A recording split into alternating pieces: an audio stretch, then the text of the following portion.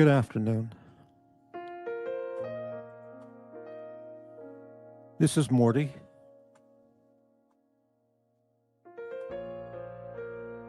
It's just another hard day at the diner.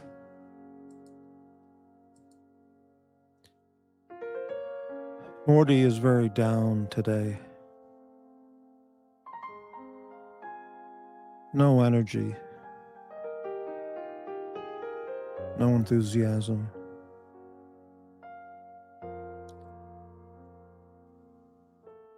No motivation. Just no hope. I mean, just nothing. Nowhere. It's tough. It's rough.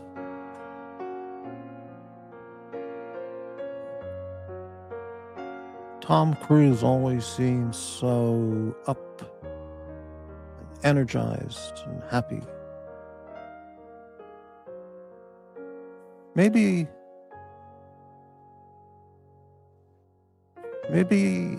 I should become a Scientologist.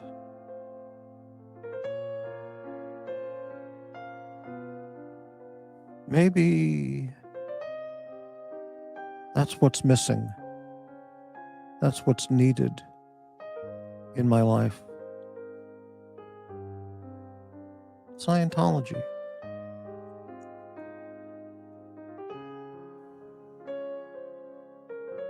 I need to remember KSW and Xenu OT3 level. Oh, man. Hey, was some people watching? GD. Hello, GD.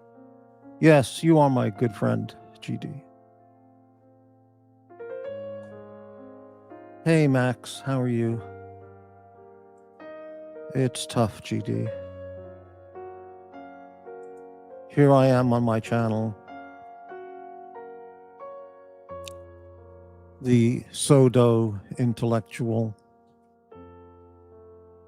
speaking in undertones of hate and viciousness, viscountness. I really get a laugh.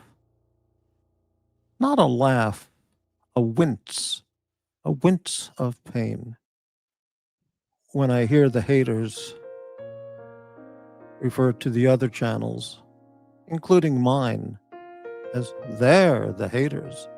They're the hate channels. What's one to make of that? I mean, I guess nothing. It means nothing. Nothing at all.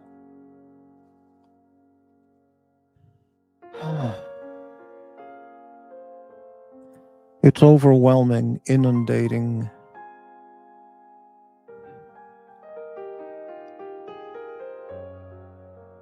Soul-crushing. Well, not anymore, but yeah, it can be soul-crushing. And you know, when I hear... I'm going to say this. I'm going to say this because somebody sent me a clip and it's hysterical. Okay. You know, when I take a look at some other channels, I pop in for like 5 minutes and and see what's going on. And I see the hate and the lies and the derangement. It's just unbelievable. But anyway, yeah. Hello, mega valued customer. According to AI, I don't know if I can do this show. According to AI, Portland has one of the highest, I'm speaking in undertones of hate, one of the highest effective property tax rates in the U.S., with homeowners paying about 3.5 times the national average on median value homes. Well, I'm sure that's probably, I don't doubt that at all. I got a thing from in the mail a couple days ago, an Oregon Taxpayers Association or whatever it's called, that the lesbian deranged liberal commie governor in Salem, the state capital, she's going to sign off on, or she just passed, or she just did an executive order. She just something increasing taxes again, increasing the gas tax, property value, state property value tax. I don't know where I have that, and other taxes, and the idiots, who are just all the Bernie Sanders people, who are just all, brain dead from all the weed and drugs they inhale and sniff and snort, and they don't even know what's going on. They just vote Democrat, And it doesn't affect them. They're not a homeowner. They don't pay any taxes. They live on the street or in a basement somewhere at the Antifa house. So taxes don't matter to them. They don't buy gasoline.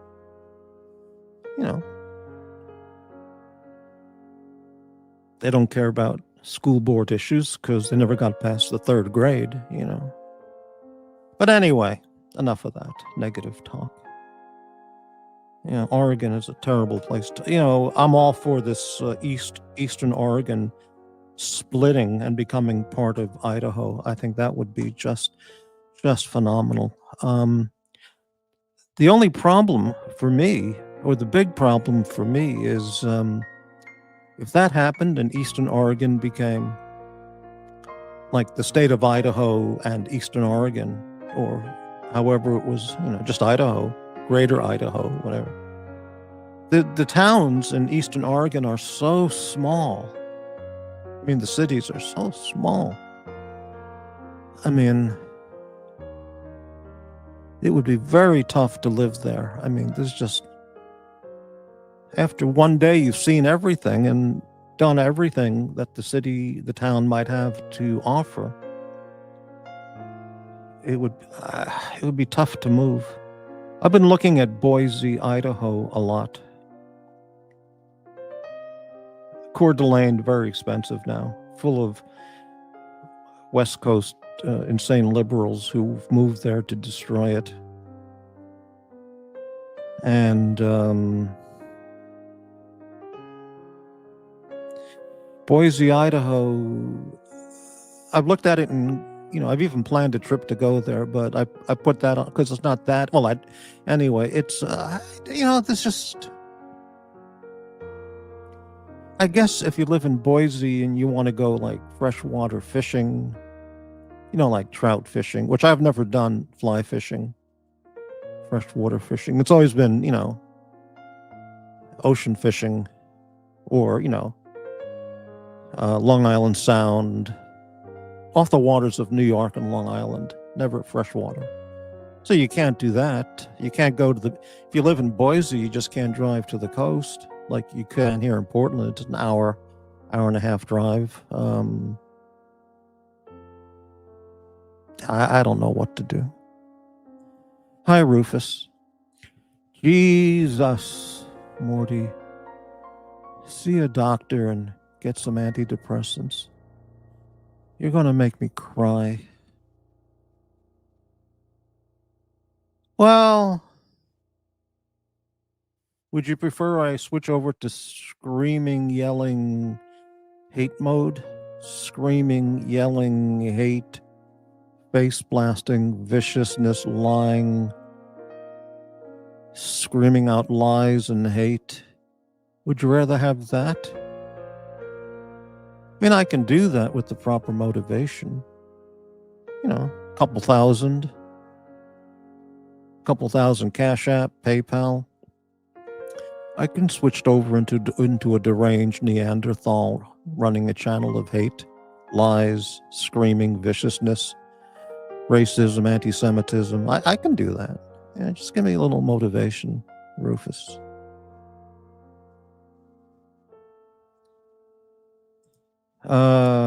Overwhelming hate. Yeah. The hate doesn't affect me anymore, really. It really doesn't, because, well, I'm not going to get into why or why not, but in the past, many, many years ago, it bothered me. But now I just realize these people are sick. Sick people. Deranged, mentally disordered, psychologically damaged people. Why would I let that bother me? I mean, if you drive over to your state mental hospital and ask to tour the facilities, and that let you into the tier 1 ward of the really mentally ill people, and you listen to them for half an hour, and they're screaming at each other and screaming at you as a visitor and insulting you. Why would you care? It wouldn't mean anything. It's just these are sick people. Hopefully they're getting treatment, but they're very sick. So why let it bother you? Because they're just mentally ill. Yeah. Hi, Blaine. It's easy, Morty. What do you have that other people want? You can go anywhere. I would have believed that 20 or more years ago. I did believe that. And I lived kind of with that thought. Now I don't have anything anybody wants. Nothing.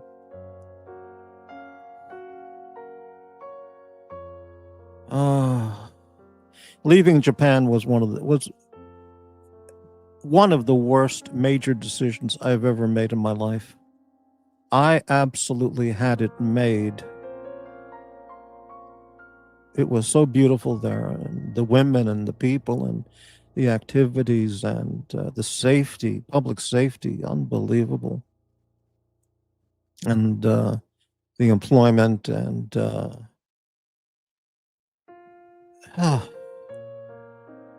it was so much fun, and huge mistake. Move to New York, get a free apartment as an illegal alien. That would be nice. I was watching some videos of New York, all the big streets and big buildings and the crowd. And I don't know if I could last one day in New York City, in Manhattan, or anywhere. I don't know. I might just freak out in the middle of the street and just bzzz, turn into a Scotsman. Have you seen that? Anybody see that video I posted on my posts page? It's an old Monty Python clip. It's very, very funny. I put it there for Jock. He saw it. He mentioned he saw it. Very funny. Anyway, I don't know. Espresso Racer. Have not seen you here before.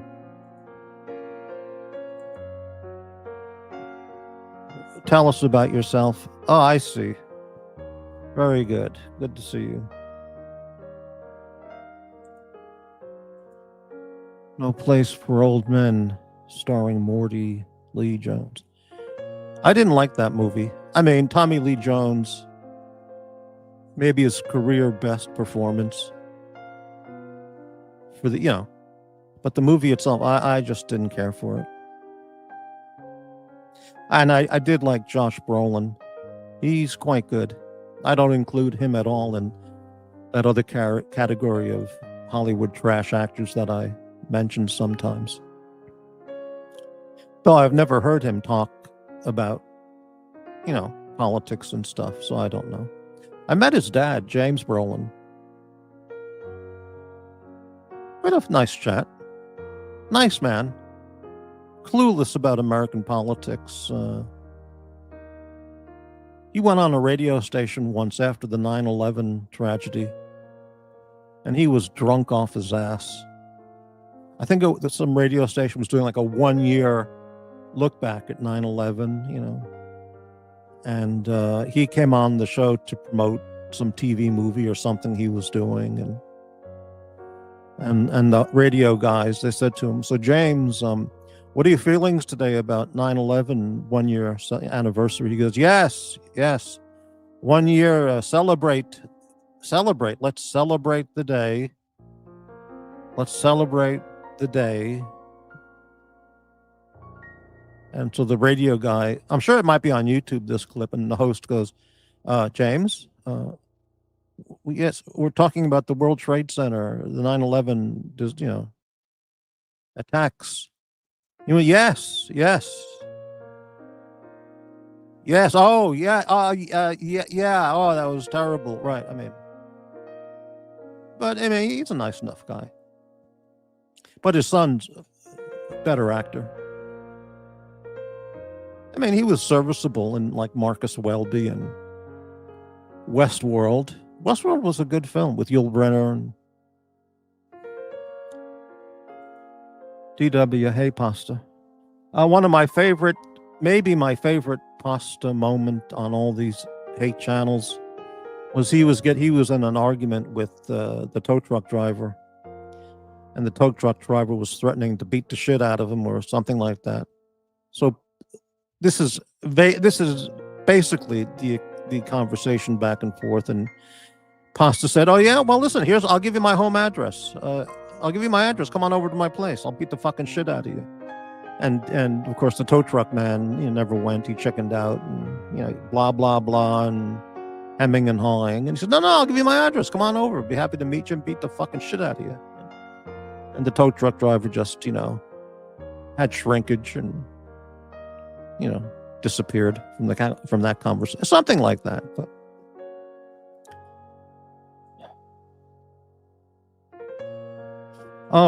Pasta.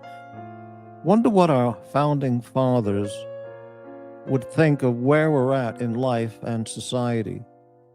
I don't think they would be happy with the current state of affairs with the country they started. No, I think if they all came back, and all the colonists who fought in the Revolutionary War,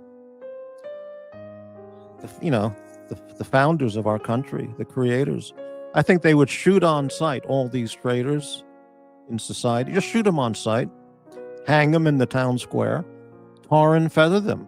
They wouldn't even give them a trial, because they would say this is absolute treason. It wouldn't even be necessary for a trial. And how can you not say, yeah, right on, man? Even with their 18th century muskets, which were in fact army rifles at the time. Isn't that the funny thing? See, well, American citizens can't have military weapons. But the way that the American colonists defeated the British Army was because they had the same military class of weapons as the British soldiers. Think about it. They didn't have pea shooters, the colonists. They didn't have slingshots. They had the same musket rifles that the British, the professional, finest in the world British Army had for their soldiers. Muskets, the same type, give or take. But now, according to Pelosi and Feinstein and all the liberal raiders, American citizens are not to be entrusted with the same rifles that military and police have, whereas the founding of the country was created with that. By that. You see? So, yeah, whatever. Mega. Enjoy the Decline is a good book. I'm too tired to read a book. I'm too tired and defeated to even read an audiobook. Listen to an audiobook. Plain. I thought Tommy Lee gave a finer performance as General MacArthur and Emperor. I watched part of that movie, maybe the first half hour, a little more maybe. I didn't find it engrossing at all. I couldn't get into it. I just didn't care for it. Tommy Lee Jones has had many super performances. The Amazing Howard Hughes, a TV movie he did in the 70s, really, really good. No Country for Old Men, like I said, the performance was outstanding. Maybe his career best, but I just didn't care for the film. And, many other things, that he's done. Hey, Rufus. Ken Burns has a new documentary out, The American Revolution. Oh, that's I'm going to look for that. Thank you, Ken. I'm going to, I was looking at some Ken Burns clips a few days ago, and I want to go ahead and look at his previously done films like the Civil War, Vietnam War. Civil War one I want to look at again in full. And the American Revolution. I've been thinking of going back to college and sending out an application over to Hillsdale College. I mean, not as a student, but as an instructor. And I would just recommend courses such as the greatness, the significance and greatness of Donald J. Trump, president. Actually, the significance and greatness of Donald J. Trump, citizen and president. I think I'd have a full enrollment with that class. I'd have another class that I would recommend, present-day traitors and seditionists and what should be done with them. That would be a good class. And I'd offer a third class suggestion if they hired me. The liberal, lunatic, left, deranged, socialist, communist, mental case losers, moron, dope smokers. How we should deal with them, or how should we deal with them? I think those would be three great. I can't even speak. I'm so out of it. 3 great classes. I don't know if they would hire me. I don't have a. Well, I won't say.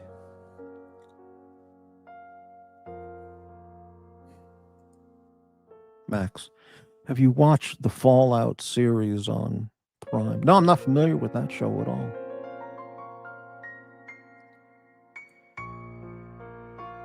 I don't know what that. Have you listened to Tom Luongo? His analysis of Trump, the UK, Europe might resonate with you. I don't know who that is. I may have heard of that name, but at this present time, I don't recall if I've ever heard of that name. But I'll look him up. Rufus, the music and your mood feels similar to a funeral service. Cheer up, buddy. Off to watch F1. Well, like I said, Rufus, thanks for watching and past support. For a minimum 2,000, I'll switch the format to hate, screaming, lying, viciousness, destruction, and explosions. A mere 2,000. That's not much to ask.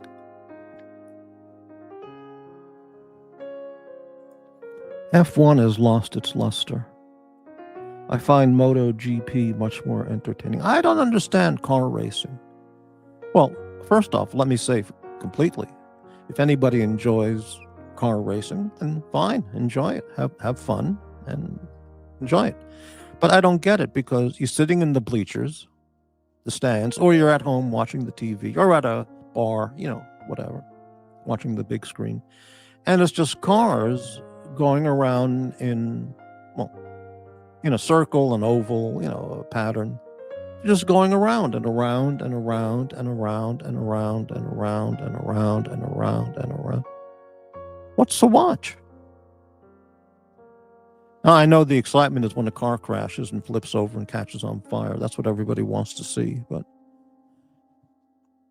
does it take tremendous guts and grit to be a 200-mile-an-hour race driver? Oh, absolutely. But I don't see the point of it. I just don't. I don't see what the point is in watching it. I don't know.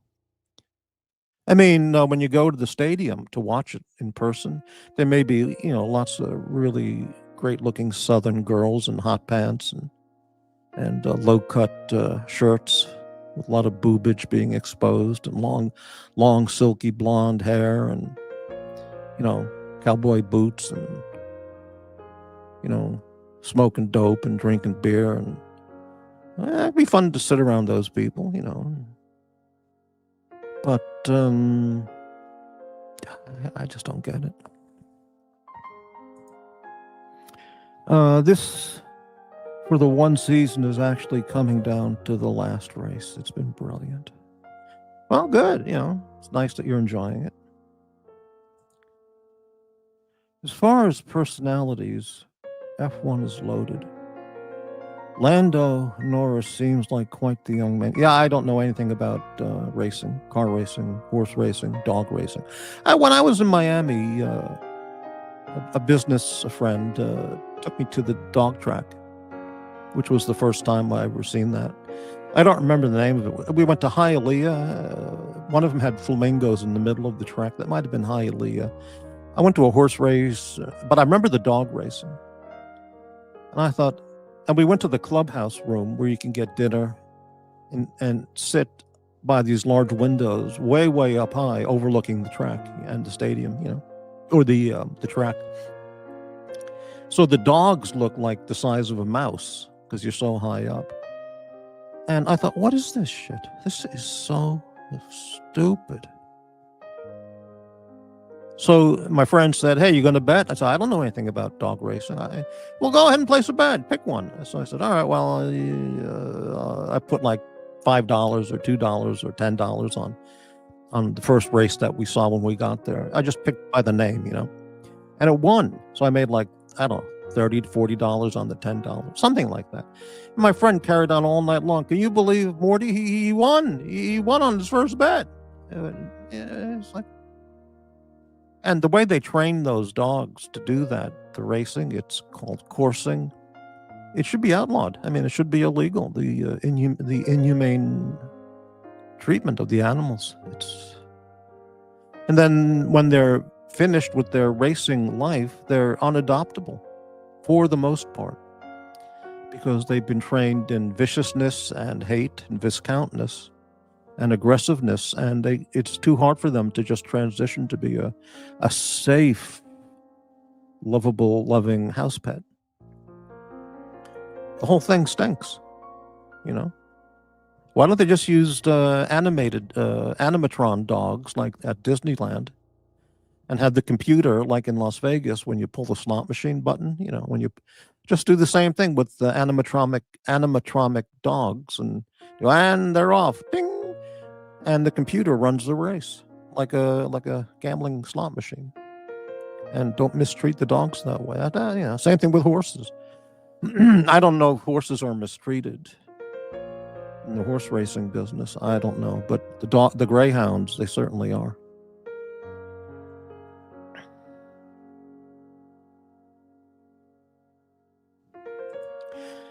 Rufus, yeah, Lando Norris is turning out to be quite the driver. I used to think watching racing was just about going around and around until I investigated. Okay, well, listen, I'm open to the idea that there may be much more to it than the way I explained it. I'm willing to listen to anyone presenting a different side of it, of racing, or car racing, dog racing, horse racing. I mean, But isn't it really just about the gambling, placing bets? So, I mean, if people really loved horses, they would go to equestrian events in Saddle River, New Jersey, and North Shore of Long Island, and in rural Connecticut, things like that, Western Massachusetts. Just go to equestrian events. And are those horses mistreated? I don't know. Or go to Kentucky and hang out at a horse place. I don't know.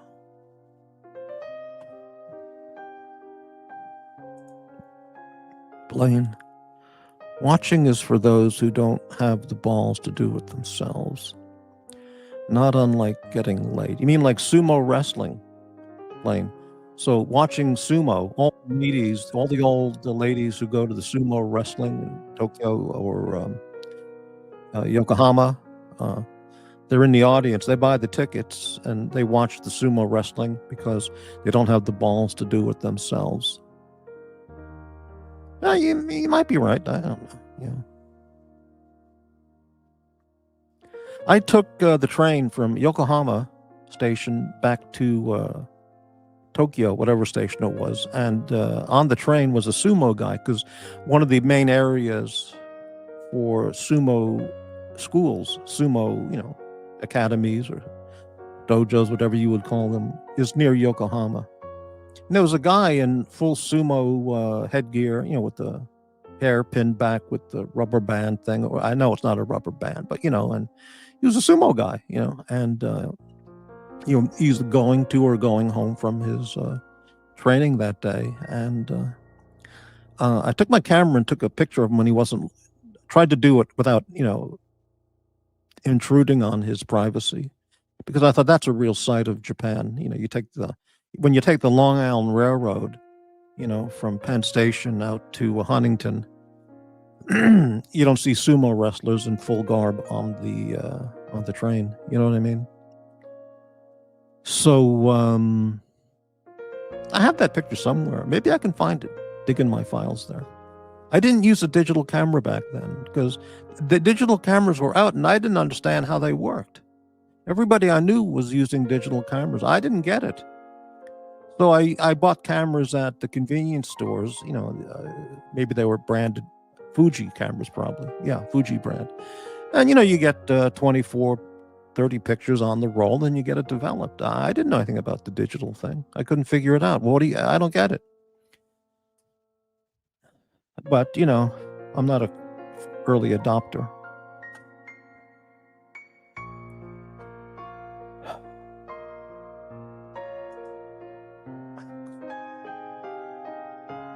Will the face blasting ever subside? No, it won't.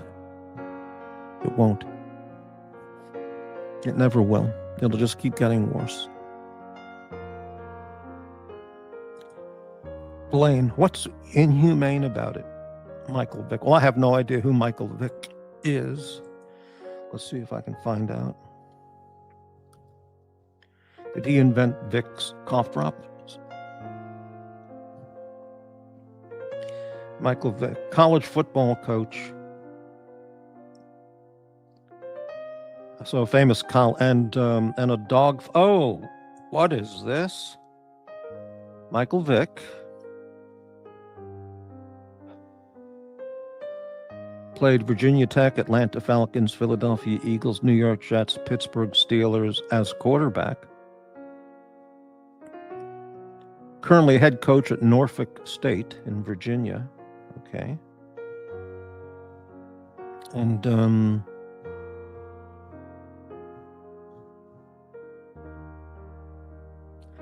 this is Wikipedia. In August 2007, hours after Vick pleaded guilty to federal charges in the Bad News Kennels dog fighting investigation. Dog fighting. The NFL suspended him indefinitely without pay for violating its player conduct policy.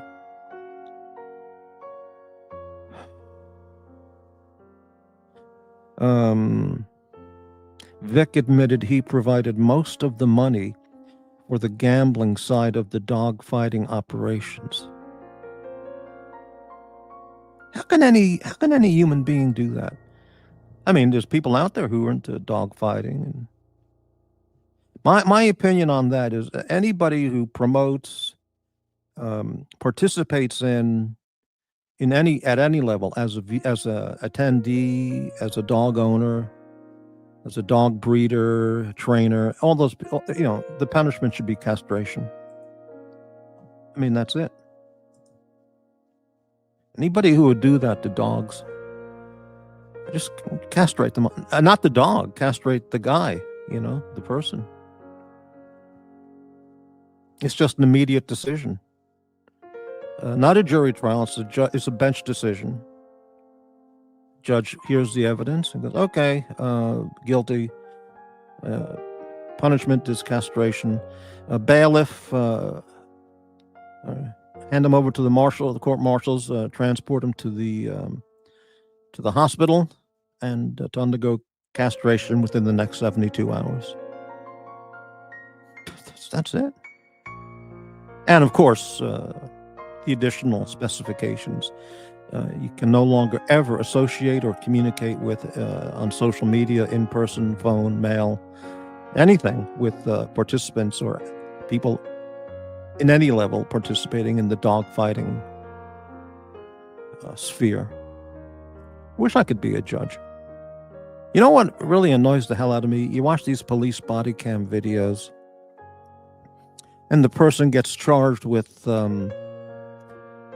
resistance with violence, failure to identify, going 100 miles an hour in a 65 mile per hour zone, DUI, they blow like a 1.9, a 2.5, battery against a police officer when they start kicking them, and spitting on them, and a whole bunch of charges. And then they show the result of the trial or the court decision, and they go, the defendant was charged with battery on an officer. All the other charges were suspended.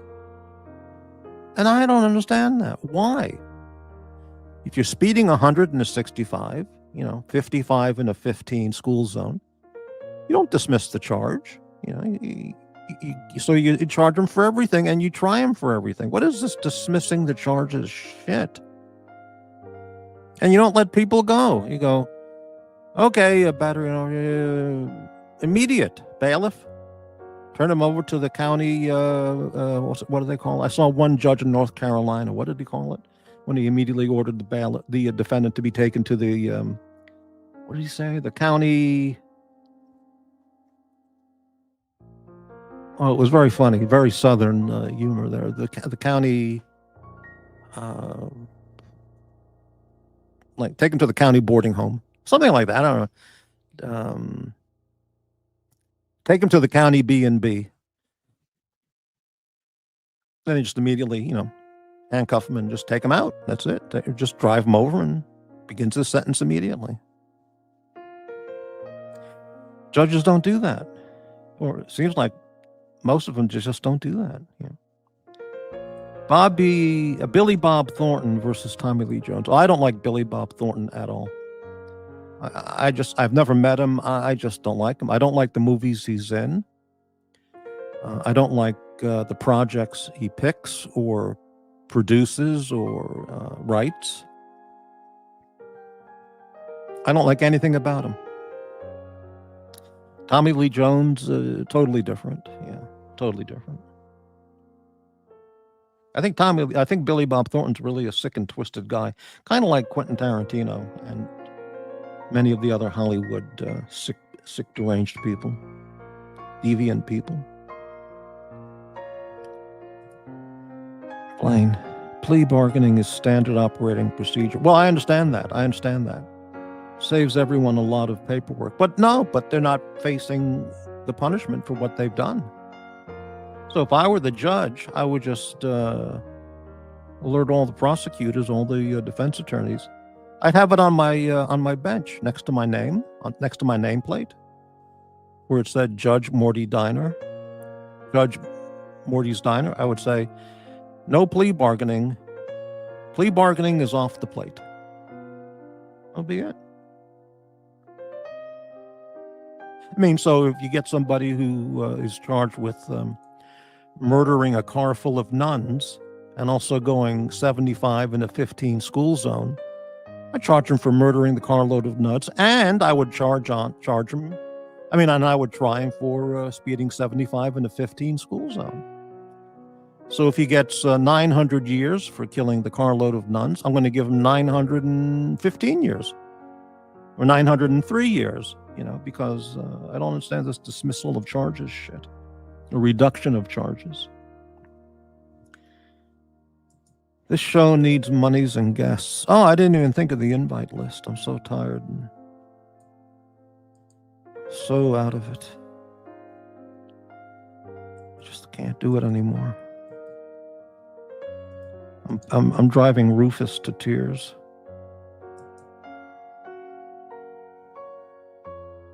There's the invite link if anybody wants to talk to me. I can't imagine why anybody would.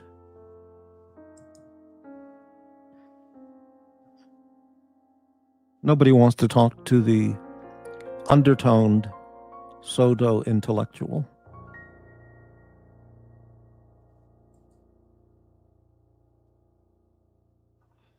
What was that? The show needs monies and guests. Yeah, well, that's true.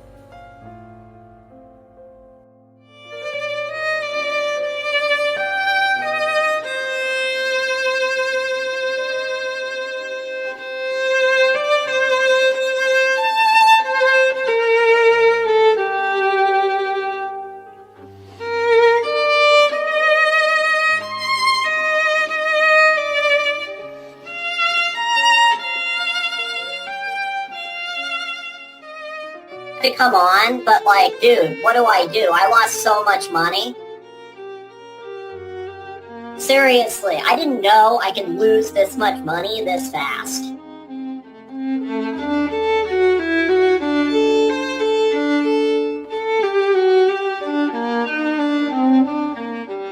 I'm so pissed. I lost so much money today, so much money yesterday. I lost like 3 Yacht Masters in like a couple days. 3 Yacht Masters.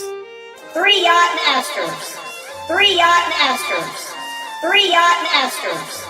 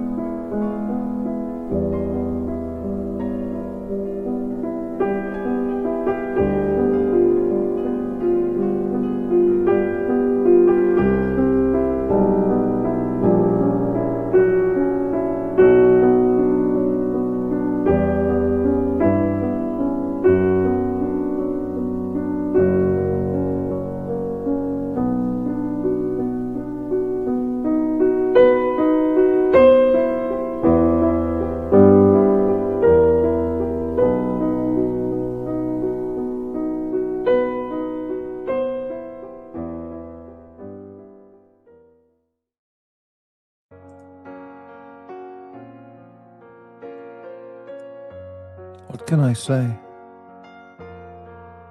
What can I say?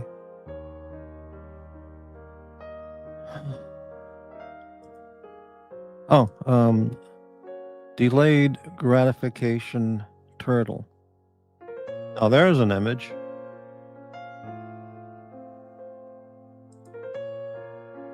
Delayed gratification turtle. What does that even mean?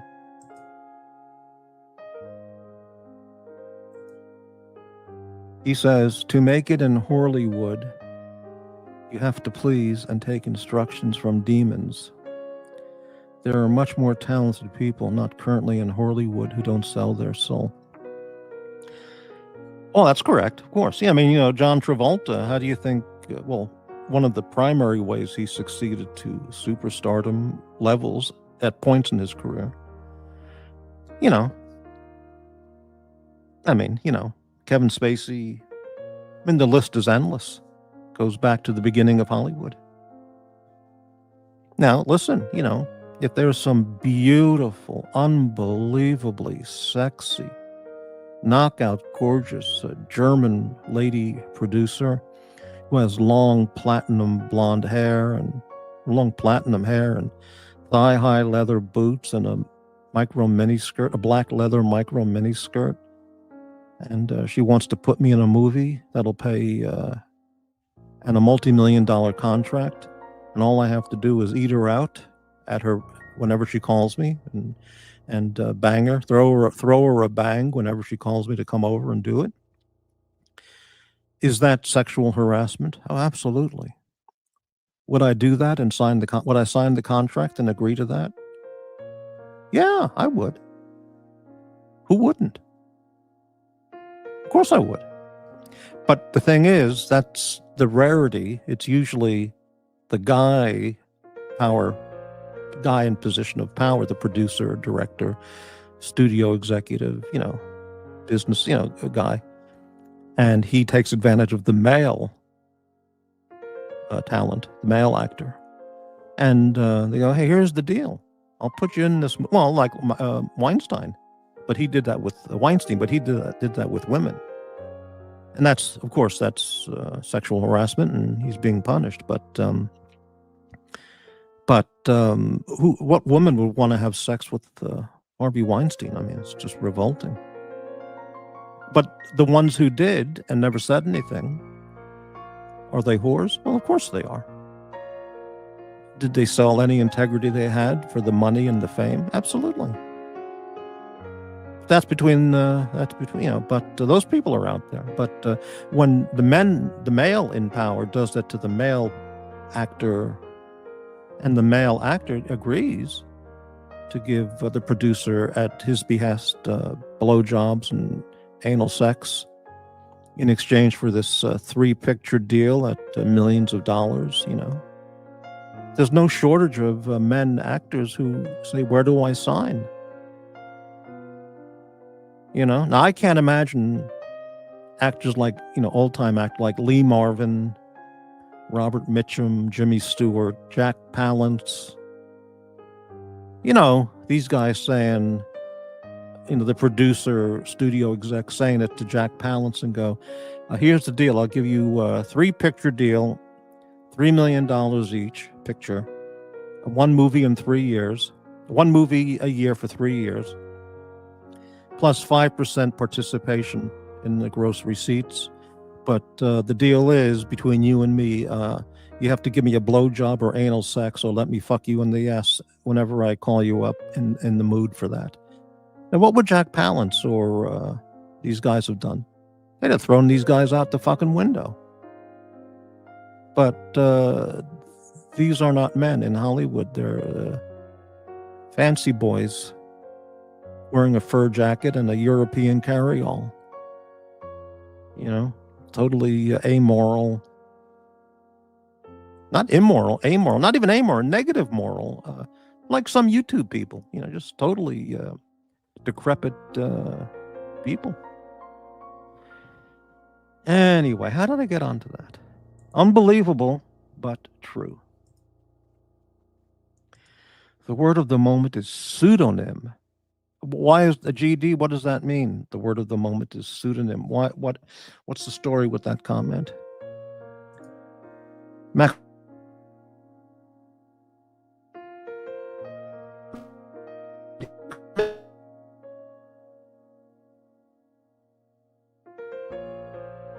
Oh, I love Morty. I don't want to pick on Morty. I like him a lot. I love him, And about 20 minutes later, fuck Morty. Fuck that guy's a fucker. Fuck him. Yeah, I mean, I got the show clipped, for that. But it took about 15 minutes to go, 180 degrees. But on the show last night, they were talking about send money now, you low lifes. The money, Nikki's got to pay PayPal. I mean, not PayPal, pardon me. He's got to pay StreamYard. And I think StreamYard, someone's backstage. How about that? We got someone backstage. And, right. Give me 1 second and I'll bring you on. Just 1 second, please. This will be fun.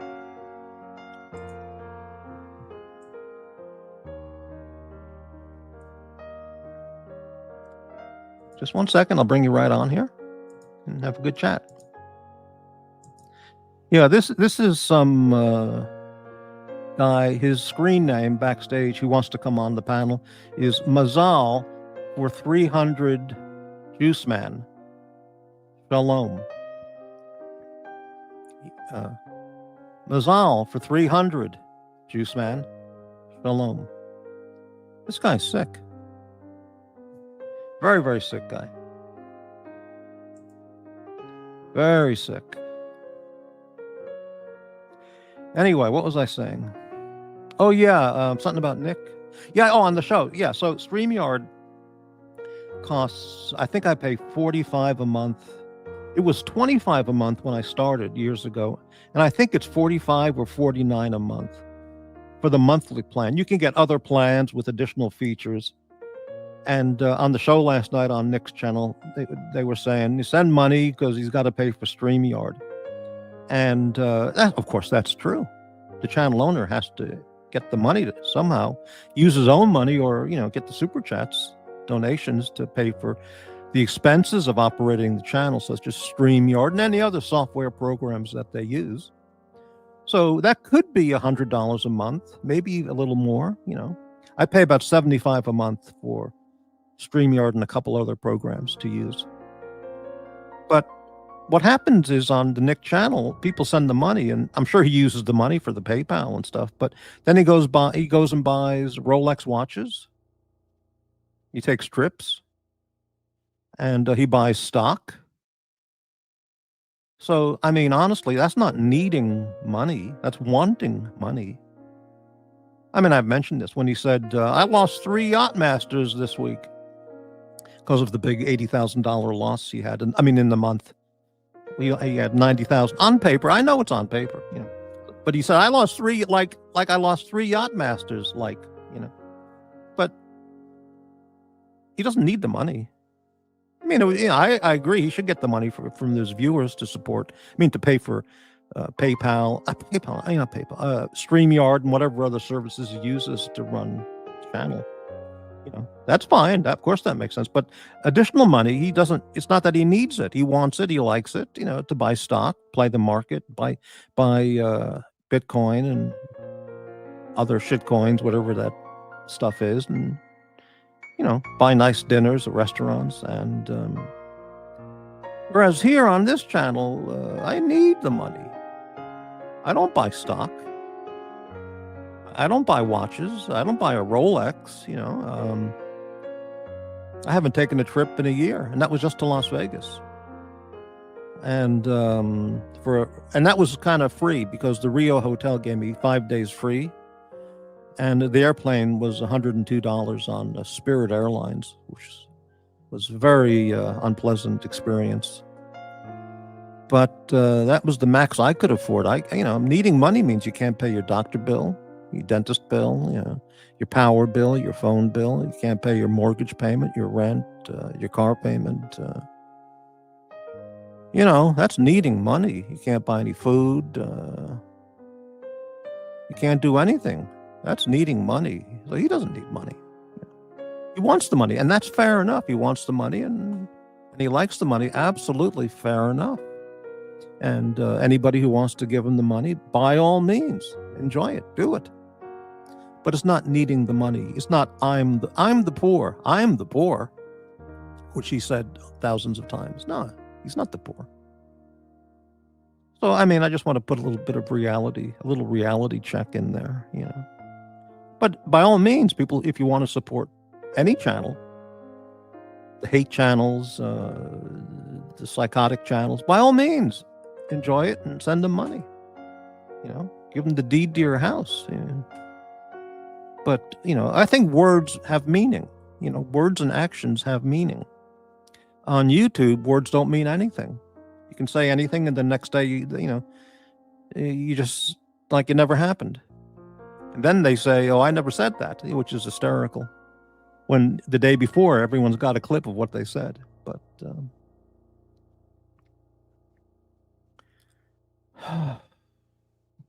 yeah, so help out Morty when you're watching live or behind, you know, after the show in the replay. And I guess, yeah, so here's the Cash App information. Cash App is absolutely 100% anonymous. I mean, it's just an amazing. It takes about 1 or 2 minutes to set it up. And you send any amount. There's the Cash App info. And here's Ko-Fi. Here's the Ko-Fi info. I'm just putting it here in the chat for convenience if anybody is so inclined to want to help out Morty and his diner.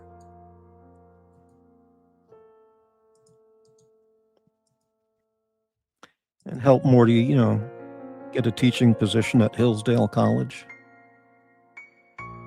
You know.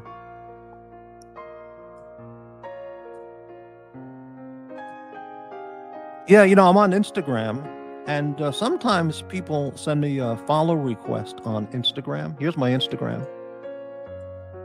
And I put in my page, if I don't know who you are by your screen name, please tell me who you are first.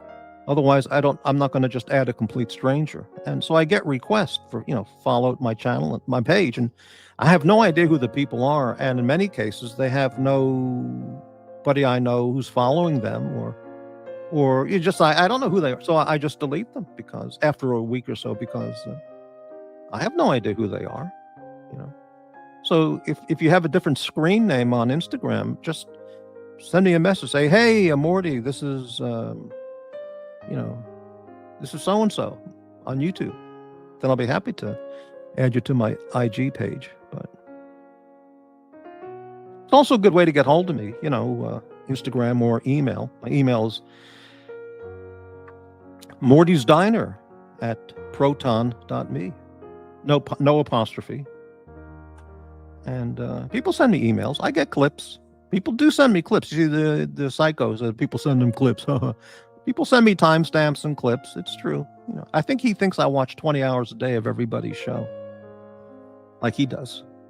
But anyway, thank you. That was the message there. All right, let's catch up here. So we left off with the deviants in Hollywood. Okay.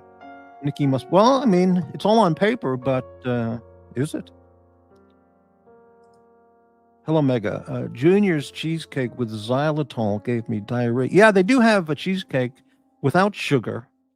So maybe they use xylitol. And my opinion on things like cheesecake or sour cream, and this is for people with diabetes. Well, I can't say that, but people who, you know, have health issues. And look, if you want to buy sour cream to put on your blintzes or on your nachos, whatever, then buy the real stuff.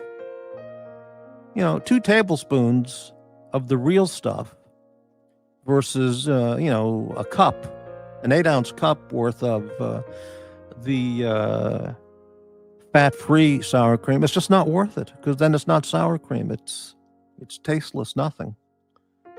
And the same thing with cheesecake. Look, if you're going to do it and get cheesecake, and I know there are health issues with people, but just get the real thing, you know.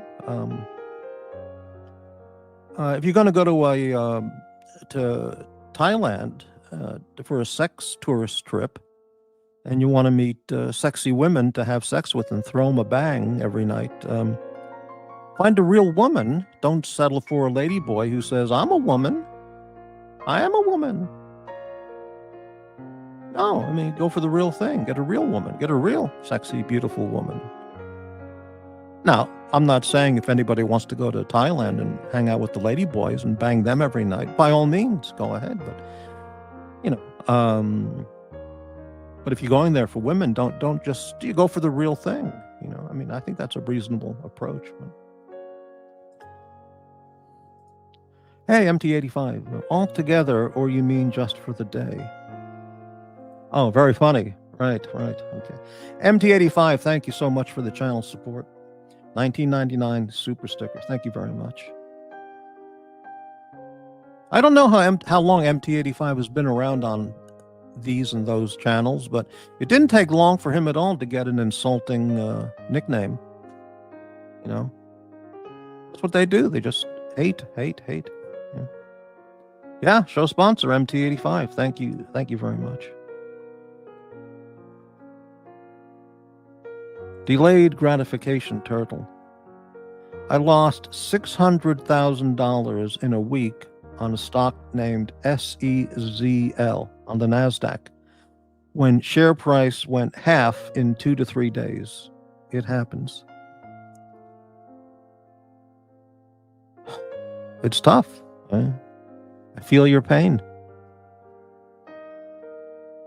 But you had enough money you bought that much stock? Gee, you're rich. You have 2 TVs? Gee, you're rich.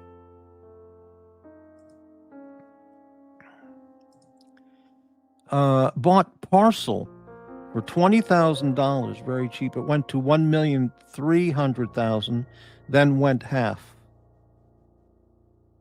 The only money story I can tell, I can share with you people is I bought some lottery tickets, the scratchers, like $2 each, like 5 tickets. And on 2 of them, I won $1. And that's the only investment or gambling stories I can talk about. That's it. You know, I made $2 after spending 10.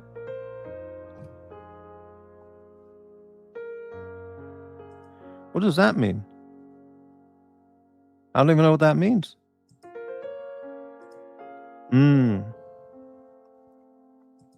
Hey, Brightling. A lot of dark places in the internet world. People don't like to talk about. Oh, well, it's true. Yeah, absolutely. Blaine, speaking of Yokohama, Morty, I'll be there next weekend. Oh, nice. Very nice. Yeah, I went to the Chinatown area with the Japanese lady and walked around. It's not that large. We had a very nice day, a very nice one-day trip to Yokohama. I didn't get to Kamakura on that trip, which I really wanted to. And I thought, well, I'll go on the next time. But I never got back to Yokohama to visit Kamakura. But I've seen it on YouTube and movies, so... yeah. Hello, Dick Insider. How are you today? Brightling, a lot of face blasting in the entertainment world. YouTube is not alone. Well, that's true. That's true for 100+ years in showbiz. You know, 18th century, 19th century, 20th century. It's all true. Oh, Morty's Diner Freak Off. No, we don't do that here. I mean, if I were in the music business, you know, in some capacity, and I was invited over to who's that guy with the freak offs? You know, that guy, Puff Daddy, whatever the fuck his name is. I wouldn't go. Now, I understand there's you have to consider, if you don't go, that could be taken as an insult by Diddy, you know, because there's some kind of business relationship involved in some level, at some level, you know. And if you don't go, then that could be taken as an insult, and he just discontinues, any business contact with you. I understand that, but I think if one is true to his beliefs, then you go, well, I don't want to deal with this guy. Yeah, I can make a lot of money by dealing with him, and I have made money. But now that I learn what he's into and what goes on, I choose to discontinue an association with him. Then it's like with Jeffrey Epstein and all these. But those people, those sick people, they don't have any moral compass at all. They just, yeah. Because why don't they just ask for a German chocolate cake or some other gourmet food? A German chocolate cake, a really good quality would be so good right now. It would really lift up my spirits. Okay, Blaine. Very good.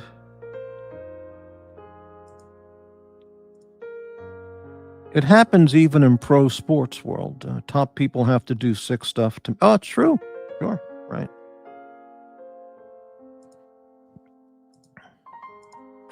No, of course not. But no, these are sick people. These are truly disturbed people. Yeah.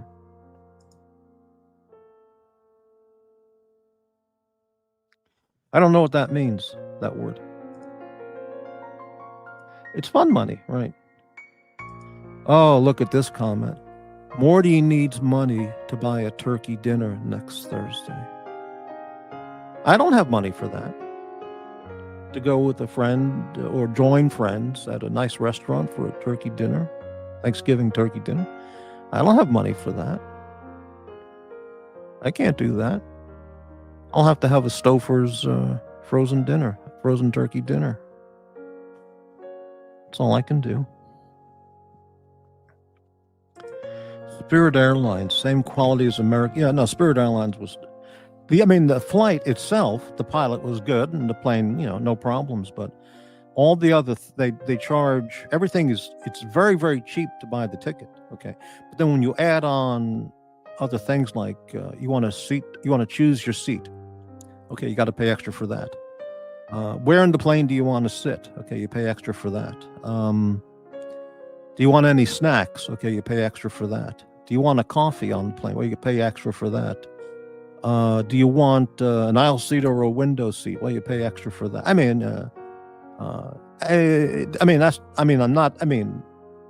There's just an endless list of things like that. And then when you get on the plane, as they're getting ready for the takeoff, after they give you the safety drill speech, then the flight attendant tells you about all the discounts and opportunities for points. And if you want to do this right now, we'll charge you $5. If you want to get this, as a $10 charge, we can do that right now. It's like, holy shit, just take me there. So I would not fly Spirit again, nor Frontier. It's just not worth it. Yeah, you might save 50 or $100, but it's just not worth it, Oh, here's my Cash App, my Ko-Fi. I don't have GoDaddy. My PayPal, my Instagram. But Morty, a man knows how a woman should act. Oh, you're talking about Nana Plaza in Thailand? All right, I guess. Been around for 4 months. It didn't take you long to get that insulting screen nickname, and be treated like shit from those people. That's amazing, a target of insults and hate and lies and viciousness. Weird Al is on tour. Really, he's been out of the news for over a decade, like 2 decades. Interesting. Maybe, yeah. So Weird Morty just said, Hillsdale College. I just got that text. What text? What do you mean, MT? I've known about Hillsdale College for like 20, 30 years. The thing about Hillsdale College, you'll get a superior education, but then say you want to work in any aspect of showbiz or fashion, And on your resume, even if it says Phi Beta Kappa, et cetera, when the hiring person sees Hillsdale College, they'll just throw that resume in the garbage pail. They don't want to meet you no matter what, because it's just not a fit.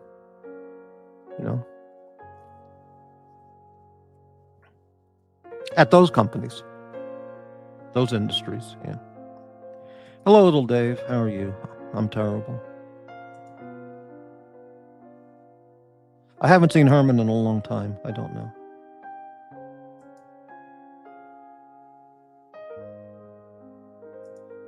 They have a free calendar. Oh, speaking of, well, I mean, sure, if you want a calendar, that would be a nice one, I'm sure.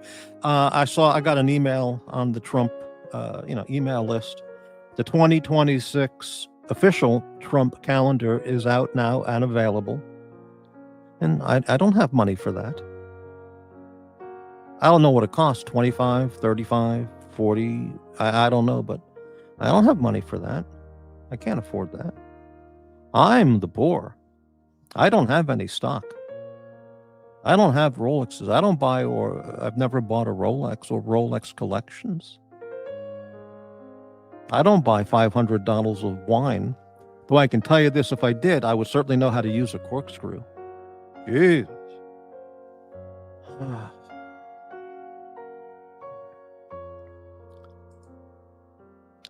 If you're a Hillsdale grad, just tell them you're an infiltrator. Well, that's a good strategy. Yeah, I mean, if you want to apply to the Trump organization in any capacity, that would look very good on your resume. Or many companies, But if you want to be a congressional assistant, that rules out half of the Congress people right off the bat. If you say Hillsdale College on your resume.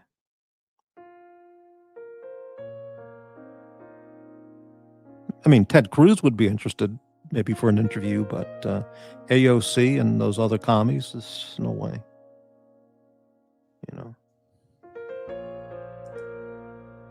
Hey, Bradley.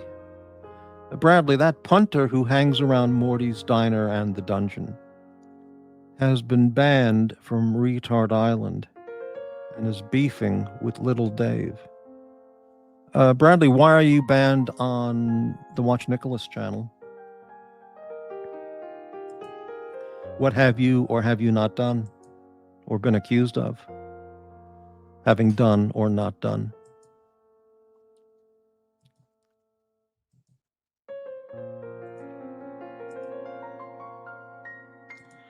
MT, Retard Island is more like Retard Room now. Well, I mean, yeah, I mean, the comment, I'm not going to make a comment, it's just obvious, yeah. Who mentioned that chocolate cake? Because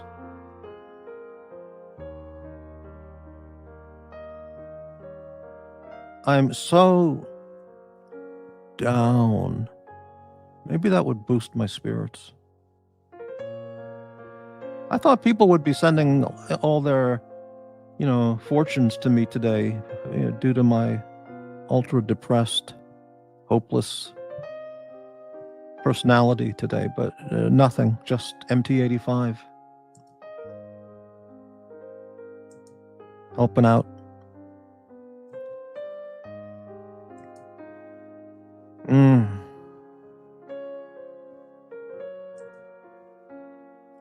Let's change the music. Somebody said this is too depressing.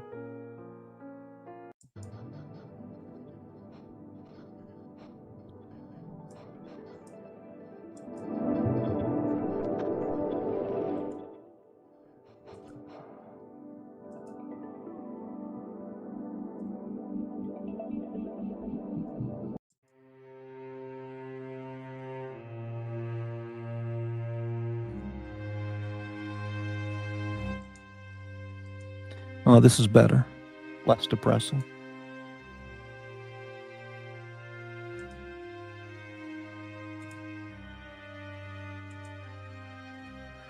Morty, have you seen the new Omega Planet Ocean? No, I haven't. No.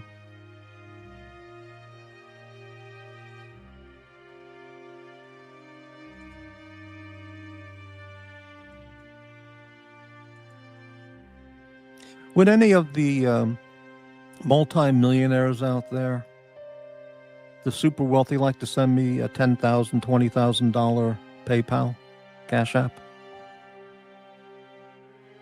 I promise I won't use it to buy a Rolex or luxury watch or buy stock or investment properties.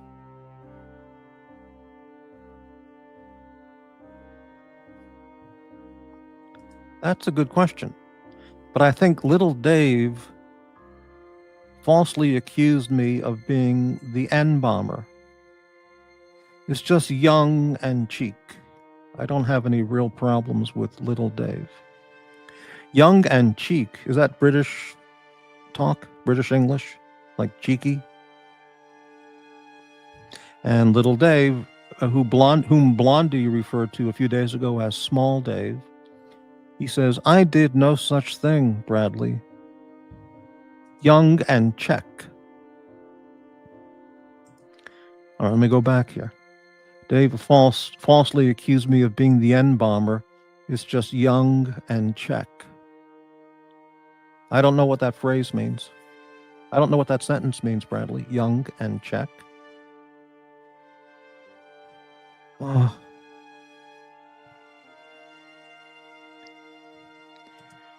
GD channel member, the loudmouth from New Jersey probably spent $10K in super chats the last couple of months.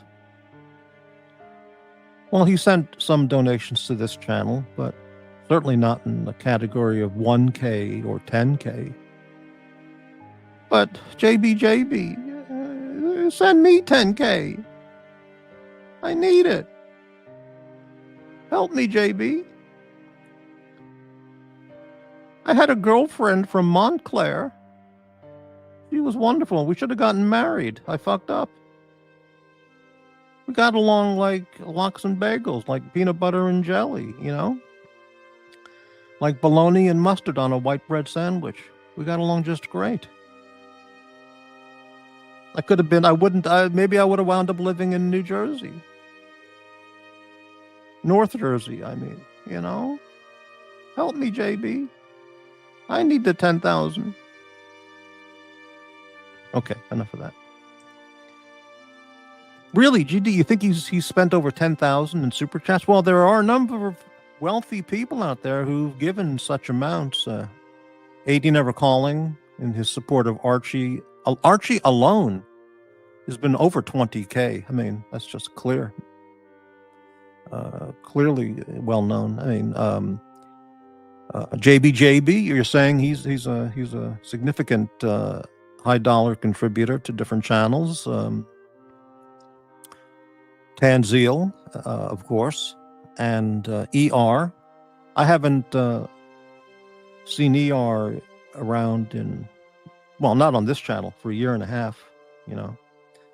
But on other channels, she's been consistently a very high dollar donor.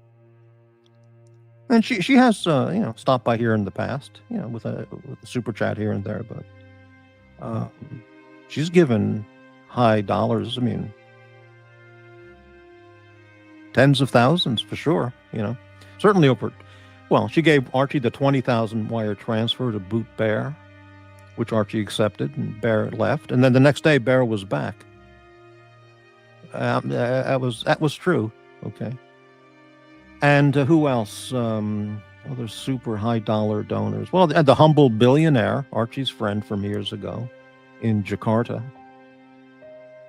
And there's others, you know. I wouldn't call JB the loudmouth from New Jersey. I like JB. I think I could, I could get along with him in real life. Yeah, I mean, he comes from the hood, as he says, and I come from the Gatsby lifestyle, but I think we'd get along just fine. System. Morty,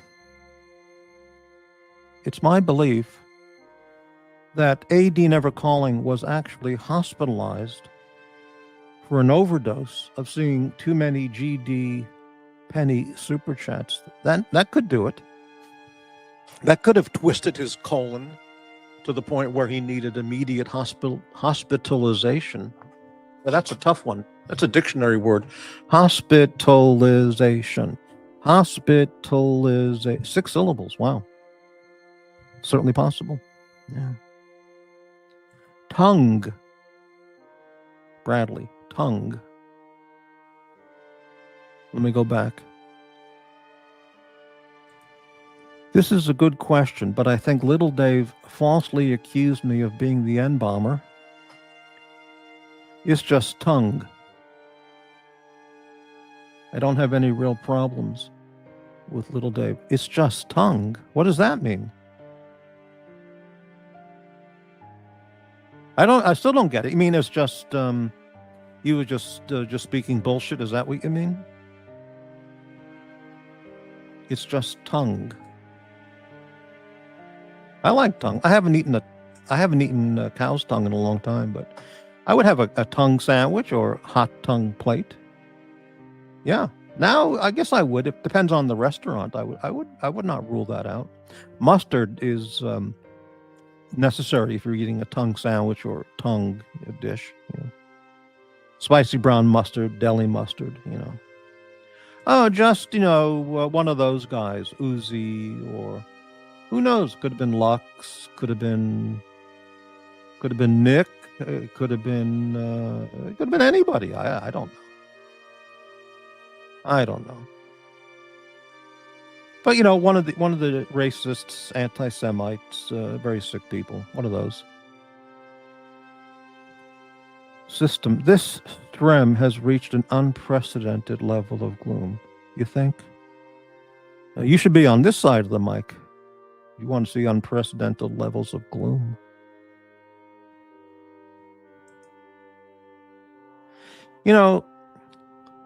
I'm not on drugs. I'm not smoking dope all day and all night and screaming my guts out on a microphone.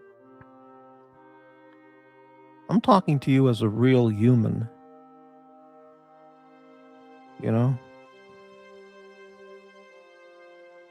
Well, I don't know if I'd go that far, but yeah, GD, well, he gave Watch Nicholas, this is JB, you mean. He gave Watch Nicholas 3,000. Well, how do you know that? But let's say, I don't know how you would know that, but let's say what you're saying is correct. JB gave Watch Nicholas 3,000, plus he's sponsoring the Sex Tourism Network with at least 100 euros per day. You said that was Lux. Lux Report of Thailand. Really? JB gives out that much money? I'd be grateful if he just stopped by here and gave me, $5.99 and said, have a nice day. But I could sure use 3,000.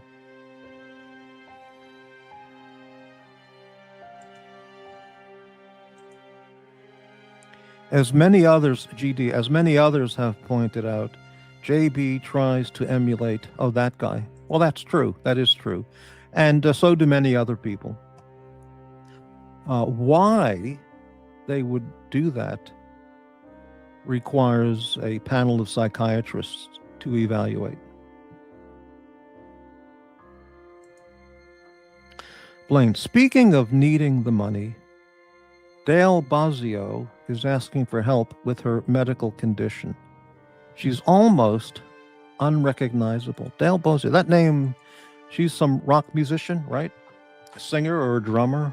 Dale. Let me look that up. Okay, here she is.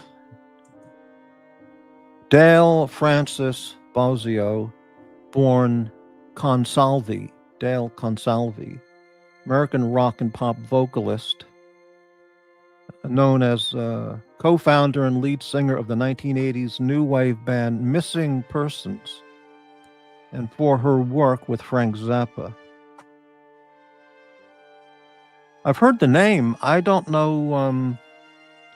She co-founded it was and her husband from 1979 to 86 was Terry Bozzio, who's a drummer with Missing Persons UK and Frank Zappa. Okay, I've heard of that guy's name too. I don't know anything about him. She was signed to Prince's label and did an album. I don't know if I've ever heard any of her work. I may have, but I don't know. She studied drama at age 16 at Emerson College in New York and worked as a bunny at the Playboy Club in Boston. She was named Boston Playboy Club Bunny of the Year in '75. Bozzio traveled to the Playboy Mansion West in L.A. at the request of Hugh Hefner to interview for a position as a Valentine party hostess. This opportunity provided a continuing relationship with Playboy and for her living arrangements in Los Angeles where she could pursue an acting career. She rejected the offer. Later, she met and gained employment with Frank Zappa.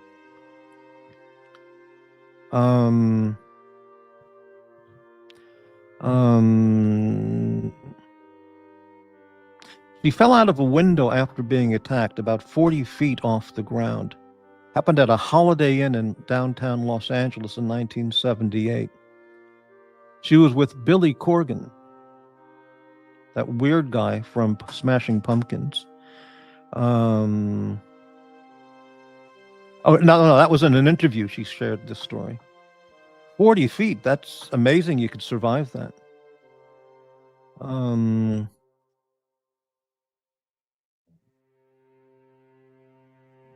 Somebody knocked her out, then she got attacked after holy shit. She woke up 2 weeks later in Frank Zappa's living room, relocated to a hospital in Boston on life support where she was stayed for 6 months. She did not die from blood clots and recovered. She later toured with Frank Zappa.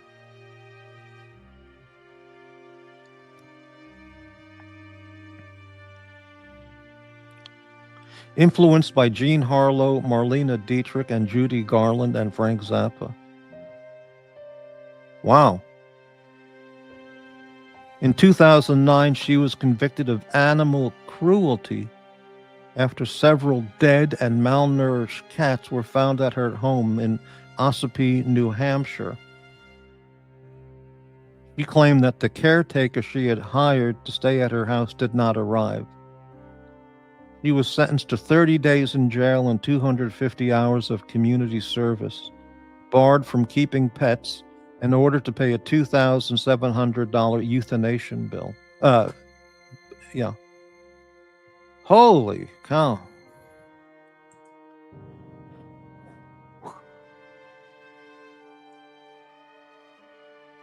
I need help too.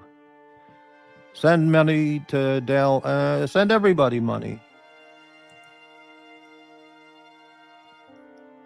MT, I've never had a cow's tongue.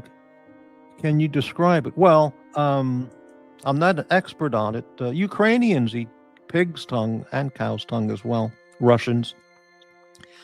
It's you can buy it at many butchers or supermarkets. You know, not every supermarket. Depends on the neighborhood. You know, or the state. You know, but it's boiled. Primarily, you just throw it in the kettle and boil it. And it looks kind of funny, that's for sure. It has little tiny like taste bud holes and texture on the tongue.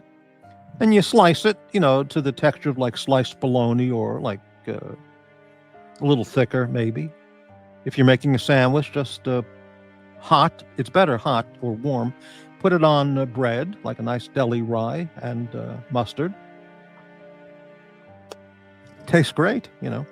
How do you describe it? It doesn't taste like a steak or a hamburger. It tastes different. It's softer texture. I remember that. I can't explain the taste, but it's okay. Now, I saw Ukrainian delis in Los Angeles. There's a lot of Russian neighborhoods, or some Russian neighborhoods, and I saw pickled pig's tongues. And I'm not eating a pig's tongue. I mean, you're going to have to shoot me to eat a pig's tongue, you know. But, I mean, well, you know what I mean. And, yeah, I mean, in Japan, it's a very popular dish. It's a specialty dish in certain areas of Japan, primarily in Miyagi. Is that what it's called? Sendai Prefecture. Not Sendai. Not Sendai. That's a city. Forgot the name of the prefecture. In northern Honshu. Cities like Morioka, Fukushima Prefecture, Sendai, that area. It's called Gyutan, Gyutan, and the people there raved about it. And they said, if you go on a date with a Japanese girl, take her to a place that specializes in gyutan. It's money in the bank, kind of. You know, it's a done deal. I said, really? I can do that. So, and I did do that. And let me tell you, it worked. So that's gyutan. It's like grilled cow's tongue in slices, you know. Yeah, okay. GD. Both Nick and JB have stated publicly 3,000 in just a couple of weeks. If some wealthy person there would send me 3,000 over 2 weeks, I would do phone sex with them.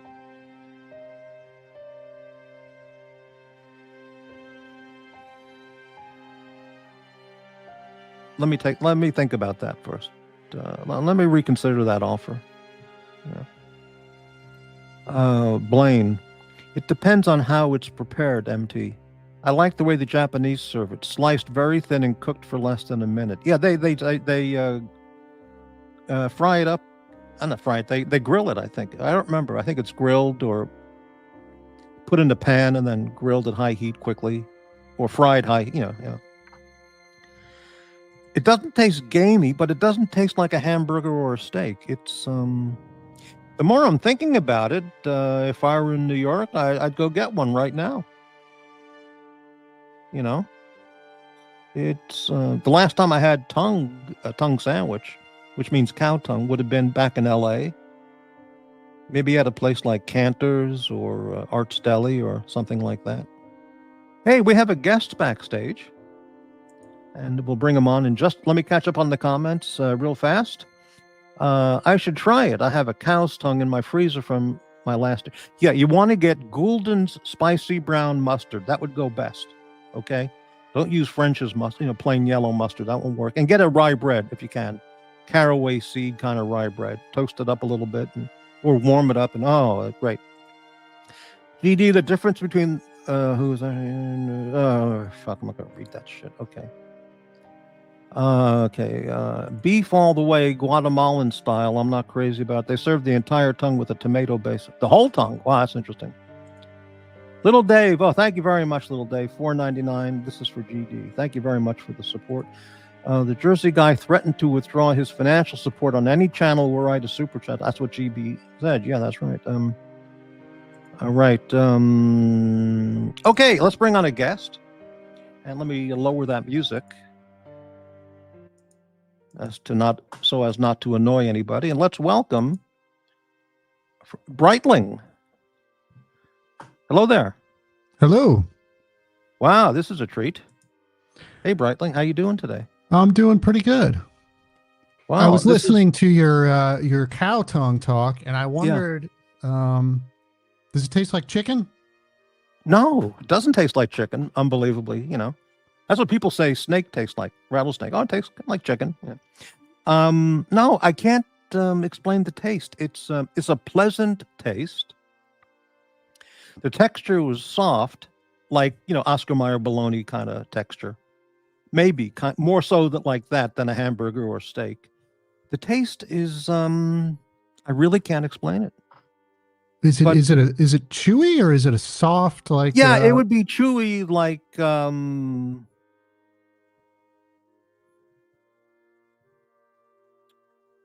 well, if you think of the your basic like Oscar Mayer bologna, it's not as soft as that, okay, but you have to chew it, okay, but it's not chewy like a steak or a hamburger patty. It would be in the middle, but it was very pleasant to eat and very nice, and it's an ethnic dish, from Europe or many other countries as well, Eastern Europe and many other places around the planet as well.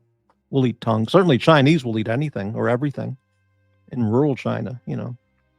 Is that something you're able to pick up around the corner at your grocery It store? depends where you live. Like if I went to the Safeway here in Portland, they won't have that. Okay. Maybe if I asked the butcher, they might be able to get one, but no.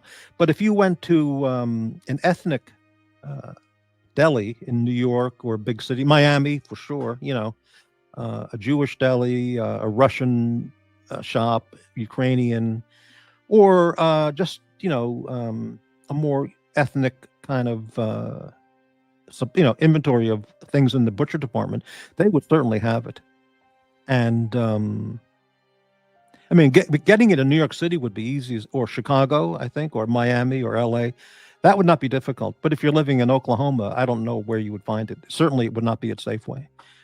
You have a better chance of finding mountain oysters at a Safeway in Oklahoma than you would cow tongue, based upon how they like, eating lamb testicles there and cow testicles, bull testicles, I mean. It used to be available in my grocery store around the corner, and then for some reason, all of a sudden, it's not. It used to be in there all the time, and I don't see it at all anymore. I wonder if there's a shortage of cow. I can't imagine that. The amount of beef supplied in the U.S. is overwhelming. I would ask next time you're there, ask the butcher, what's the story with cow tongue? Do you carry it anymore, and can I get one? I want to buy some. Or wherever you happen to be, go to a Jewish deli, a Russian, like I say, Russian, Ukrainian, Eastern European, German deli, Polish. Maybe you'd find it in a place like that more easily. Yeah. But you can also just ask the butcher at your supermarket, what's the deal with cow tongues? Are you going to carry them anymore or what? So interesting. Yeah. If you're living in the Ozarks, I just don't see how you would get it. You would have to go to a rancher and say, what slaughterhouse do you use? I want to get the tongue. I don't know. Yeah. And how many times have you partake in the as a kid? cow tongue? Many times. Yeah. Oh, and really? When I lived in LA, at 4 or 5 times in LA, we'd be on a date, and I say we would try different foods, and I would say to the girl, "What are you going to get?" And I'd say, especially with some of my Korean girlfriends, they love all this stuff. I found the Korean girlfriends loved the food out of Jewish deli, and the Japanese girls thought it was very strange, which was very funny to me because of the stuff that they'll eat in Japan, like pickled squid guts, right? Which is called I forgot, but they'll eat that. But so I would order that, and we try it out, and ask them to try it out. And the Koreans loved all that: the chopped liver, the tongue, all the Jewish restaurant food. Yeah. Because they like meat. They really love meat. They don't eat that much. They eat, more veggies and rice. But they always love meat, or organ food and stuff, organ parts. Well, I think part of it is America in general is very adverse to eating different parts of the animal than just the, just your normal steak or whatever. Yeah, well, we didn't grow up with that. The necessity of having to utilize the entire cow or sheep because we have a land of plenty. So we can easily go out and get steak, chicken, fish, ethnic people with an ethnic upbringing would choose other parts, or in Southern cooking, other parts, because that's their heritage of their cuisine of eating gizzards and intestines and heart and lung and genitals and pig ear and all that shit and head cheese and, you know. So if you grow up and that's your only food that you have is that one cow or sheep, it's got to feed you for a while. You're going to eat all of it, you know. But here, you know, you just go and buy a steak, you know, buy some hamburger patties, and you buy more. You wouldn't think of eating intestines, and because there's no need to, you know. It's like eating sea urchin, a fresh sea urchin in Japan. Why would anybody eat that? It's disgusting. But when there's nothing to eat, I mean, nothing. Somebody at one point said, I'm starving to death. What is this thing? I'll cut it open and try it. Better than nothing. And turned out he kind of liked it, and it filled up his stomach. So he said, hey, we can eat this shit. You know, until we find a chicken, we'll eat this shit, you know. So somehow it just became ingrained as something to eat in their cuisine or culture, you know. But, yeah. I think the interesting thing with the Japanese is they like to eat a lot of things that can kill you. They're poisonous. Some of the sea urchins. Well, that happens here in octopus. America when you go to Jack in the Box or some shithole like that, you know. But yeah, they want it. Well, they see animals not as animals but as food, right? And I know this is a fact. You know, the fish don't feel pain, animals don't feel pain. You know, we'll eat a dog because there's the Korean people I knew. They told me, well, there's two kinds of dogs. When we talked about this, they were willing to talk about it. And they go, how can there be two kinds of dogs? Dogs are dogs. What do you mean? And they said, well, there are dogs that are pets, you know, cute little dogs, a Shetland sheepdog, a collie, a poodle, you know, and et cetera, et cetera. Then there are just, you know, those mixed breed dogs in the streets and at the shelter. And those are dogs that are used for food. And those right. aren't the same. And this is what they think. And I said, well, I don't know how to break this to you, but those dogs in the street and all the mixed breed mutts running around homeless, they're as much a dog as a pet poodle. They're just without a home and anyone to love them, you know. They're the same dog. And they go, well, no, these are the ones that are used for food. And so you see, they don't understand, you know. But, yeah, so, you know, I'm not saying an oyster, you should be overly concerned about hurting an oyster's feeling if you slurp it or crack it open and slurp it down. But the way they, you know, cut up breathing fish and you're eating it while the fish is on the plate breathing, you know, looking at you. I mean, it's just barbaric. But they go, it's just food. What do you mean? They don't think of it as an animal. It's just food. Right. Yeah. Which is quite a concept to get around, but that is how they think there. Yeah, I can remember I had a friend of mine that was stationed in Korea, and I remember him sending me a picture when he was over there of a market he was in, and there were some dogs hanging from a line that you could purchase to take. Oh yeah, yeah. They and cats too. They have them in cages at the local markets. You know, in the small towns primarily, smaller towns, or you know, or hidden away in the cities. And yeah, you just go there and buy, like you're going to buy a chicken. You pick out a dog, and they cramp the dogs into a large cage or individual cages, and they're just cramped in there, suffering in pain and emotional agony. And someone comes and buys the dog and brings it home and cuts off its head and roasts it on the spit, or makes soup out of it. And it's just good. You know, if you look on YouTube, there's all kinds of videos about cooking dogs in Korea and China and all kinds of photos. It's barbaric. But listen, you know, it could be worse. They could be killing other people and eating them too, like in some countries in history, you know. Yeah. So, I mean, and I saw a video on Ecuador where one of the delicacies is guinea pigs. And because there's a lot of guinea pigs apparently out in the wild in Ecuador. So they just take them and they ream them out with a stick and, you know, Vlad the Impaler style, and stick them on a spit and spit roast them over the fire, you know, as it twirls around, you know, and they eat them and they go, and so that guy, Andrew Zimmern, I think it might have been his show. I forgot the name of his TV show he used to do. And yeah, he ate it. And can you eat it? Yeah, you can eat a raccoon and a rodent and a guinea pig and, you know, But that's what they eat there because they can't go to the Safeway and just pick up a couple pounds of steak and bring it home every day because it's not available, or a can of Chef Boyardee spaghetti and stuff, Yeah, I hear the guinea pig's actually not that bad. Well, I mean, I would be willing to eat rabbit if it was, a safe place where it was raised and the butcher shop that was selling it was, decent. I mean, a proper place, and someone knew how to cook it properly in a good recipe. I would try it. I mean, why not? I've never had venison or elk or any game animals like that, but I would try those. Would I eat beaver? Well, first off, yes and no. That's the answer.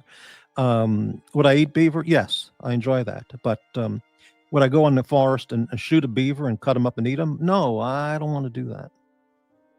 But I'm not against eating beaver in general. Well, raccoon, I would eat raccoon. If I who was shot in the dark, and we were going squirrel hunting or raccoon hunting, and they said, "Oh, there's one. Let's get him with that Ruger 22," and blew his head off, and he knew how to cook it up. Yeah, I would do it. I'd have to make sure. How do you know this thing doesn't have rabies and stuff? Well, it is the disease with the animals. It's like the armadillo. They're known to carry leprosy, but people eat armadillo. People do eat them. Well, I mean, if you're going to starve to death, you just say, well, do I want to starve to death and go to sleep hungry? Or do I want to take the risk of leprosy with that armadillo in the backyard? You have to make the choice, Wow. But I think when it comes to beaver, I think a lot of people love eating beaver. I like beaver. I've eaten beaver since I was 18, and I like it as long as it's properly prepared. Correct. It has to be prepared and presented properly. Otherwise, I don't want it. But not all beavers the same. That is true. Yeah. Let me just catch up. Where are we with the comments? I just don't want to fall behind here. Look at GD. Never heard Brightling before. Nice seeing you on the panel. Yeah, this is a real. This might be a first. I think it is first time here. Wow. Yeah. I don't come on these very often because there's a lot of very vicious people out there. Well, they're not only vicious; they're hateful and vicious and sick and twisted. Yes. And mentally, I mean, psychologically, they have serious issues. I mean, really. And for some reason, somehow they've all met on these channels from around the world. These people have all met. This is true. And they have a place where they can display their hate and viciousness and mental illness. And they all connect with each other on that level. And it's no different than being in a psycho ward at a state mental hospital. It really is no different. Speaking of that, little Dave says, I bought a marzipan loaf at Trader Joe's today. Oh, I envy you, you cocksucking fuck. Oh, I could go for some German, from Lübeck, Germany, some chocolate-coated marzipan. Though the import food store here sells that. It's especially now at the holiday season. They have all those advent calendars and all these great chocolates from Germany and around, Europe. And I should go there tonight, in fact, and buy some stuff. I can count up my pennies and nickels, and maybe I have enough for a chocolate marzipan thing. Dim some places serve chicken feet. Yeah. Have you ever seen chicken feet, Brightling? I have seen chicken feet. And have you tried them? No, I have not. Would you? Maybe. Maybe, right. MT85, $49.99 super chat. Thank you from the bottom of my soulless heart, MT. Thank you very much. Thank you for stopping by and supporting the channel. It means a lot. I think the only problem I have with the chicken feet is when you look at chickens, a bunch of them together, and they're walking around in close proximity. They're all walking through their own feces. Well, so do pigs and all barnyard animals. That's why I don't eat pig's feet either. Yeah, right. The first time I heard of eating chicken feet was I was in Hawaii. I lived in Hawaii for a while, and my Japanese friends said to me, "Hey, you want to come with us? We're going to Chinatown. We're going to go get chicken feet." And I said, "What do you mean chicken feet? For what?" They said, "To eat." I said, "You eat chicken feet?" She goes, "Oh yeah, it's delicious. It's very delicious." I said, "Why would anyone eat chicken feet?" They go, "What do you mean? It's delicious." I said, "Thanks for the invitation. Thanks very much, but I don't think I can go to that today. Maybe another time." So soon after that, I was in China, which is a very small Chinatown in Honolulu. So I was over there at one of the Chinese markets, and yeah, they got a giant batch of chicken feet. What they do is they cook it up in a very red, probably a spicy sweet sauce, or just spicy hot sauce, spicy red Chinese sauce kind of thing. And they cook it up, and you pick up the whole thing, and you like bite off, like eating chicken meat off of a chicken wing. You just pick off the meat off of the foot. And I don't get it, because why do it? There's so much chicken meat on a thigh and a breast and a leg, and the chicken carcass. Why have to eat the foot? True. You know what I mean? But, yeah. What can I say? I don't think I've ever heard you say before that how long did you live in Hawaii? For a year. Okay. Yeah. And I had enough of it, frankly, after a couple of weeks. Because there's nothing to do in Hawaii. You can do everything in Hawaii in a week or two. Okay. And then another week or two, you hang out and enjoy some more. And that's it. It's unbelievably hot. And the sunshine is so intense. I mean, you have to experience it, because I guess you're closer to the equator. I heard somebody explain it that way one time. That you cannot go out without a hat and sunglasses, because your scalp will burn. You could literally fry an egg on the sidewalk. I mean, it's that hot in some summer months. It cools down in the winter months, and you get the rainy season, November, December, January. You get torrentially heavy rains, and it does cool down, and it's much nicer then. But I was absolutely ready to get out of there. I wanted to go. It's just a very boring place to live. Unless you want to, go to the beach and, surfboard every day. I mean, did you get a chance to go and see the volcanoes? Oh yeah, Diamond Head. Yeah, I didn't go to the Big Island. Looking back, that was stupid. I was already there. I should have just, But they have the Volcano State Park, or Volcanoes National Park, on the Big Island of Hawaii. But yeah. Yeah, MT85 is definitely the show sponsor for today. And AD Never Calling, thank you very much for the channel support. $9.99 super sticker. Thank you. AD is back home, back and buying watches and walking around. So that's pretty good news. Jax likes getting spit roasted. What does that mean? Okay, well. Yeah. Watch Reporter uses that phrase, spit roasted, which is very funny when he uses it. Now, here's a comment. Dirk says, I always thought Brightling was English. You don't have an English accent. No, I don't. Though you could be English, but have Americanized yourself completely with a new accent. Dirk loves beaver, too. There you go. And he's a good beaver. Well, yeah, very good. AD, Brightling, stupid fucking name. You spell your name differently than the watch brand. So why would you say that? Yeah, I do. He thinks the watch name, Brightling, is a stupid... Well, really? Is it a stupider name, AD, than Rolex? Think about it. Rolex. What the hell is fucking Rolex? It's just... It's a meaningless name. Okay. AD, we like that man on the panel, but not the watches. Oh, Morga Brightling watches, right? Dry leprosy. Oh, armadillo talk. Shit. Leprosy talk. Okay, now here we go. Here's a comment. This is great. Dirk Diggler. Morty, I tried that German beer you mentioned and didn't like it. Okay, it was called the Weihenstephaner Kristall Weissbier. I thought it was the greatest beer I've ever experienced in my entire life, and I recommended everyone to at least try it. You can buy it at Total Wine, which is all over California. They stock the whole, just about like 10 varieties of that brand of beer, Weihan Stefano. You didn't like it, Dirk? Can you explain why you didn't like it? What was it about it you didn't like?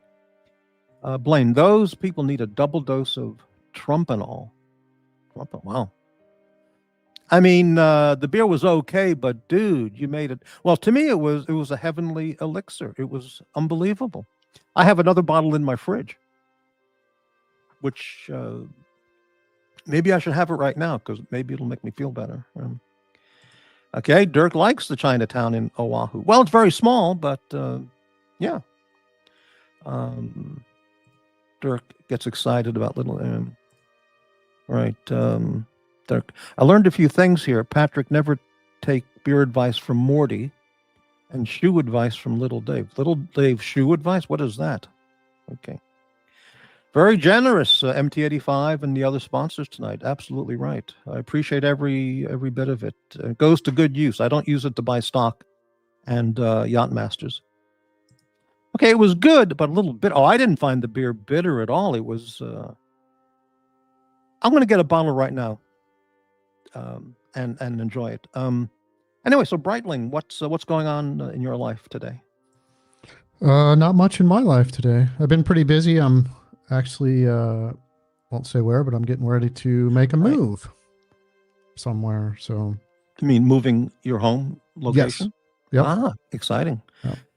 Of course, don't answer the question, but no. You're going to move to the villages? No. Okay. No. Yeah. No. Yeah. So, right. Overall, yeah. I have found that the older I've gotten, the more I want something with a lot of land kind of in the middle of nowhere.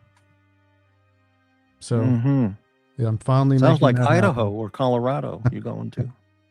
Yeah. Hey, would you excuse me for 15 seconds? I'm going to go get a bottle of that beer out of the fridge because I think that'll help me feel better. So hang on just 1 second, please. I'm going to play a clip. I'll be right back.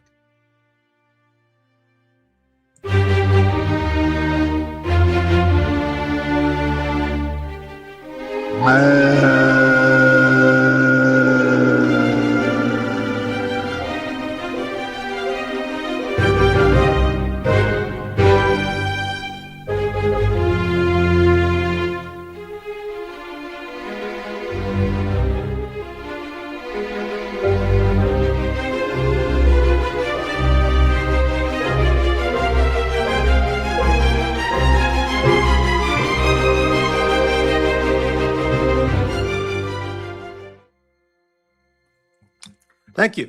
I'm back. Okay, I've got Weihan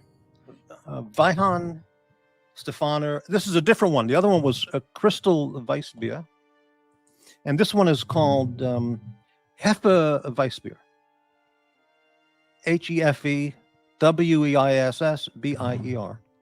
Made in Germany, imported from Germany. And I'm going to pop open the, what do you call it? The bottle top. Ah,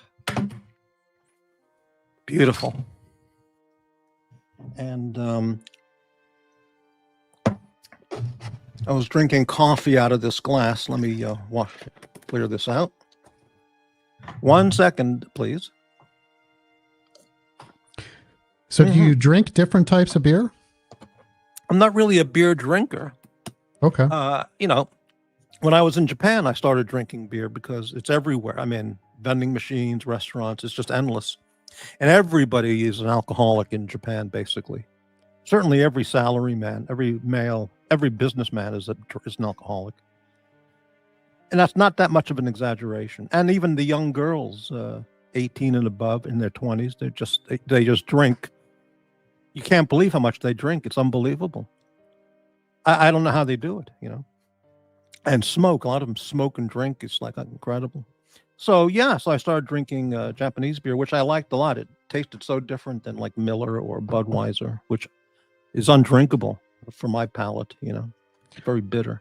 So the different types of beer you've had, Is there a certain part of the world where you prefer that type of beer? Well, Japanese beers I like very much because they tasted lighter than Budweiser, Miller, American beer, taste.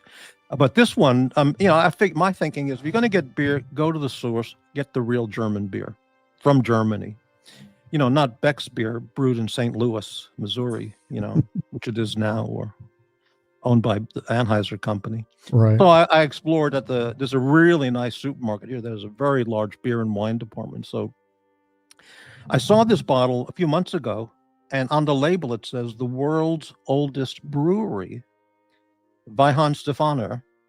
I thought, world's oldest brewery? It's 1,000 years old in some monastery where it started. I said, it's been around for 1,000 years? I got to try this. So I picked that one. And I couldn't believe how incredible it was. So I went back on the next time at that market and I bought a few more. This one is called Hefe Weissbier. I'm going to pour it right now.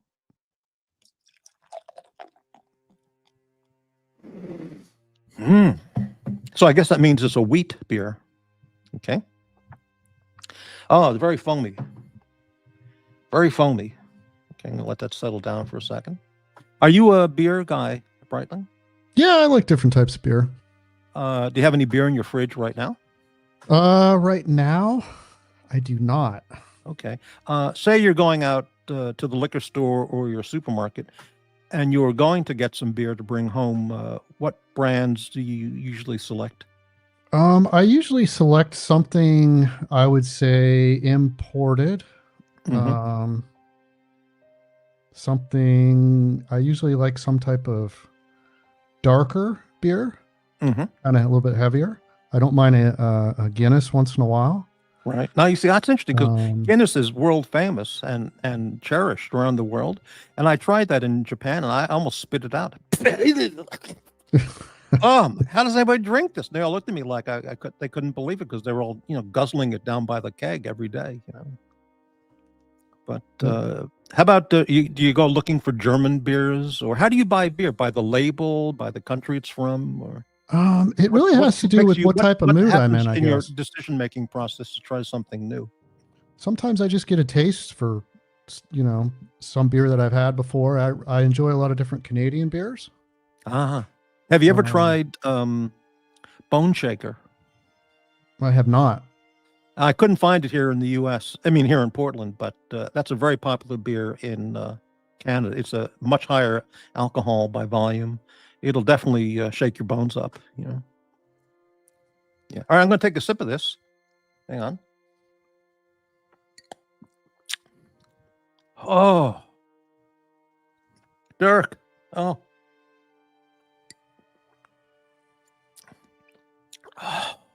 Well, I would imagine where you're located, there's probably a ton of microbreweries. Oh, Oregon is like one of the capitals of California. Yeah. Oregon is filled with beer brands, microbreweries. I saw a story locally in local news. There's a beer brand in Oregon on the coast. It's called Rogue Brewery, ROGUE. It's been like the #2 selling beer in Oregon or something like that of all the local brand, of all the Oregon brands. And they just closed out of business because they're in Newport, Oregon, a really nice little city on the coast, and they just couldn't sustain operations anymore.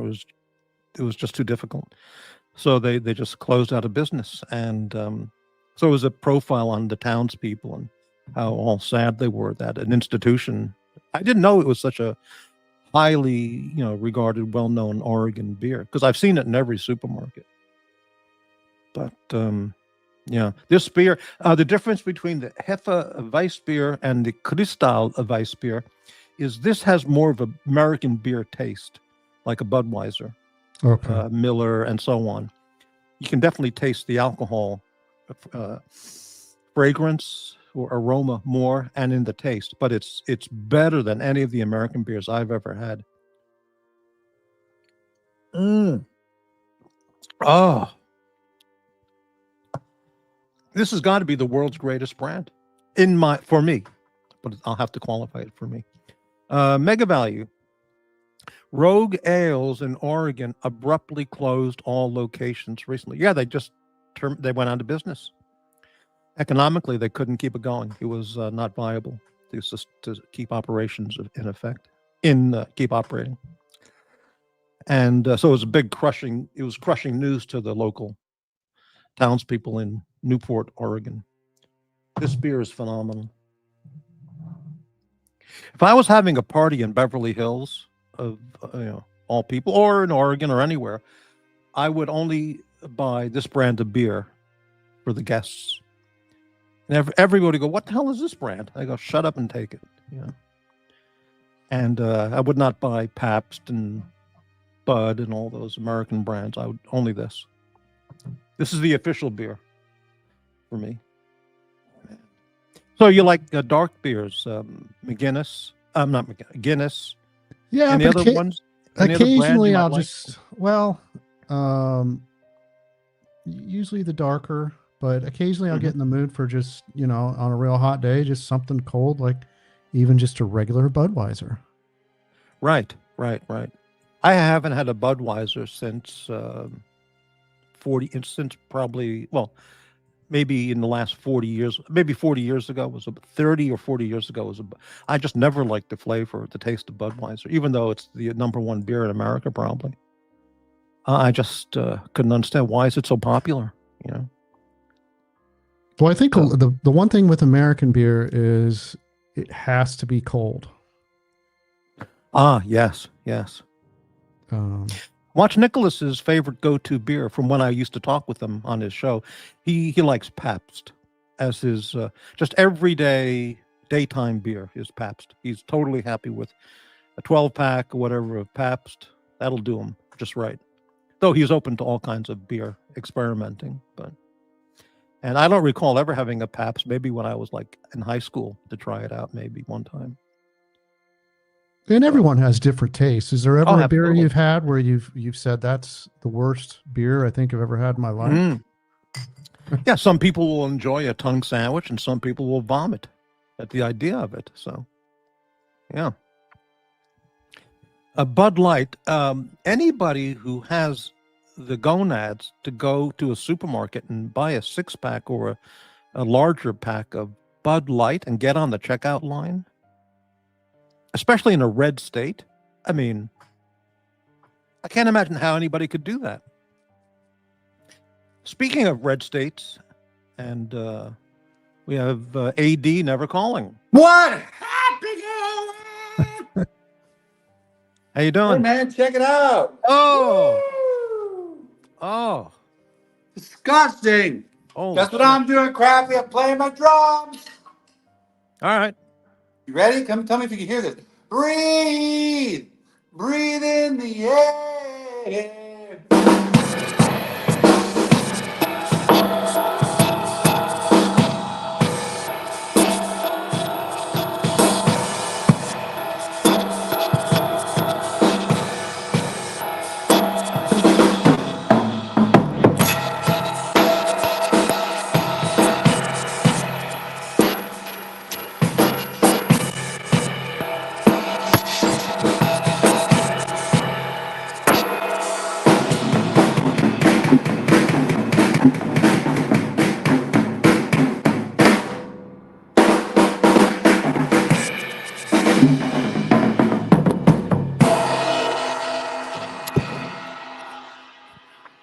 Wow. All right, did it work at all or no? Was it all messed up? The sound was great. Yeah. Oh, really? Now- It came through? Very, very, very good. Very good. Yeah. Do you know your rudiments? I do. Can you show us a flam triplet? Dude, I don't want to play. I want to. Okay. Can you show us a paradiddle? Yeah. Ready? Okay. Trying to get the. Ready? No, you're good. Very good. Thank you very much. Yeah, there's an interview of Ginger Baker from his Cream era, and the guy asked him about his drum education. And he said, well, first I had to learn the fundamentals. He said, I don't know if I could play them all now, but I learned them all back then. And so the guy goes, can you show us something? And he says, you mean you want me to play this now? And he goes, yeah. He goes, well, okay. Well, for example, this is a flam triplet. And then he shows something. You know. Yeah. Well, I could do match grip and traditional. Yeah. I prefer.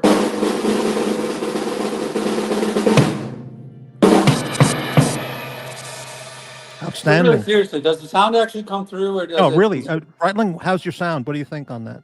It sounds pretty good. Sounds very good. Usually Loud it just and clear. kind of muffles out and just turns into mush. No, it sounds good. Really. Yeah. Check out my favorite set. Gretsch, what does it say? What does it say? Catalina Birch. Ah, okay. Are those made in the U.S.? I don't know. They're from the 80s. Right, right. They're maple though. They're really nice maple.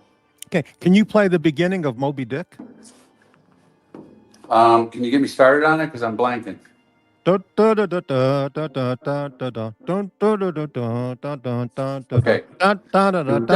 It's so hard without the music. Yeah, I got it. It's so hard without the music. Okay, fair enough. How can you play anything from your favorite band, Rush? Yeah, but I need the music. You can't just Today's play. Tom Sawyer. Today's Tom Sawyer. Well, come on. Mean guy. It's Tom Sawyer. Is that you really don't like Getty singing? Apparently. No, he's not the most pleasing voice to listen to. All right. But the song itself is just stupid. Okay, I don't know any other Rush songs I can think of for it. No, but so now I know it's the music that washes it all out. So if I don't use music, which is just drums, stupid. Right. But if I play music, then it just turns into blur. All right, well, do you know any song that you can think of that you could play along with? Just that you know so well that you could play just off. No, I always play the music or a band. I just don't want to play the song because it doesn't even sound like. I mean, I could play fucking Eagles or something, but it's just boring. Yeah. Right. Okay. I mean, nothing's more boring than boring drums keeping time, right?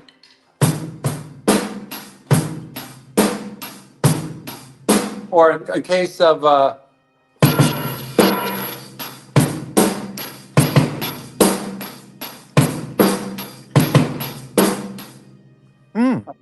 when the levee breaks, or Okay. Yeah. or even like a boring kind of just with instead of hitting the snare, rim shots.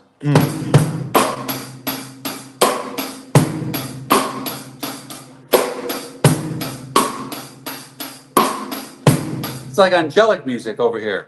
I will. Hey, it's like angelic music. I will figure out how to plug a guitar into my computer so it can be heard, and we can play something together. Well, yeah, but Something you would already know how to play. You know. I can play anything. I just need to have the music. Yeah. Okay. I'll figure out how. I'll look into how you do that because I don't know how people do that. All right, I'm gonna mute out. I'm gonna hook up my music, which is loud, and I just want to see if that blurs it all out because I need to know this. Well, that might get me a copyright strike. That's the problem. Oh, you're right. If you play I see something. what you're saying. That will get me a strike. So You're right. can't do that. All right, I'm gonna go play some Pink Floyd. Wish you were here, baby. Right. So you look like Hey, you look in very good spirits. Feel good, 6 days in the hospital will make you either dead or want to feel like you're overdoing it. I'm overdoing it right now, but I have to. I have to overdo it. Hey, look. Right. I think. Are you in the mood for a Bucky's brisket of beef sandwich? Oh, yeah. I've already eaten too much. I got to eat real slow. I just. Because I saw a video of that and it looked really good. I don't get the brisket. I get the turkey. It's so good. But I already overdid I just started on soft food yesterday and I've overdone it. Ah, right. Because M&Ms can be soft food, and I did a lot of M&Ms. M&Ms. I like to go for some M&Ms. Yeah. how skinny my arms are. In the hospital too long. I look like Puck. I got Puck arms. Puck arms. Wow. Oh, did you see my new purchase? Let me make that full screen. Give me 1 second. I got a electric blue Omega Seamaster from the 2000s. I can't see if it's on or not. Can you move it a little closer to the camera? Is that possible? There we go. Yeah, it's in good shape for 20 years old. Wow. I'm already playing drums. It just came about 2 hours ago. I'm giving it the test. Mm-hmm. Anyway, you want to see how hard up I am? Look what I put on my snare head earlier. Give me a little bit of muffle. What is 3M tape. What does that do? It softens up the sound so it doesn't ring. See, it doesn't ring. Nice. Otherwise, it would ring on. Yeah, right. Tonal. Right. So All now right, well, you've got so now you have a Seamaster. I do. I made it. I was a weak moment in the hospital. I saw it. I've been looking for one on eBay, and I found it. Should have reconsidered. I was probably on a lot of drugs at the time, but it's $2,400, $2,300. Well, I saw yesterday that you gave someone sent me a timestamp. I saw you gave a $9.99 super chat to that guy last night. Yeah. So I thought, holy shit, he must be on the heavy morphine or drug pain meds, and he was delirious. So yeah. You know, I support a lot of people. I'm friends with a lot of people who hate each other. That's the hard part about the verse. Well, I mean, I'm not going to comment on how you spend your money, but I'm going to just write that off to the heavy-duty pain meds. Worse than just burped. Worse than that, I'm friendly with people who hate each other. It's really hard. Now I'm not saying. Yeah. But Jax hates this. Watchnik hates that. And it's just, and then the other thing, people get a little upset. But anyway, that's not why I called in. It's a radio show. I called into the radio show. Right. Brightling, I didn't mean you. Oh, the real reason I called in is because Brightling is a stupid fucking name because it's actually a family name it's a real family name. Now, Rolex, as you say, is just a plain name that he made up. It's a made-up name. Yeah. Like Kleenex. Right. Kleenex. Like Timex. Exxon. It's just a created name. So, but I like Brightling on the panel, Brightling. Sure. Just the watches. Oh, they're such a ripoff. Dude, I buy 10 Tag Heuers over at Brightling. What a ripoff. Really? Wow. I thought I saw one time. There's an all-black Avenger, which doesn't look so bad. I mean, is that really a waste, overpriced? But check the price. That's the point. It's value. That's what's upsetting. Brightling It is $1,000 more than a Longines would be for the same kind of watch, So Brightling thinks they're in the big time. I thought I saw one time that you got rid of a lot of your watches or something. I did. I have this watch only. I bought it. Other than this, I had nothing. I'm 2 years without a Rolex. Got it. Are you worried that because you splurged on this Brightling, that might get you back into the? No? Okay. Very good. Yeah. I mean, look, I bought a 20-year-old watch because I had this watch and I really like it. I love these sword hands. They just don't make them like that. I don't know what they're doing. I don't know why they're doing it. People, you watch some of these shows like ID Guy, people have been begging for them to bring the sword hands back and they just won't do it. Mm-hmm. Or that 1970s, early 1970s, 71, was there 200, 100? That was JGrey then. Good to see you back, he says. Yeah. Oh, yeah. Has there ever been a watch that you got rid of that you wished you hadn't gotten rid of? Oh, so many of them. So many of them. So the ones I can remember were the Panda, 3 times I got it. Rose Gold Yachtmaster twice. A couple 50 Fathoms. I mean, literally just bought them 2-3 times. Only because I traded up and traded up and traded up. And traded a watch I didn't necessarily want to trade, but I wanted the new watch. So then like a year later, I'm like, man, I really like that other one. I want it back. It just becomes a game of.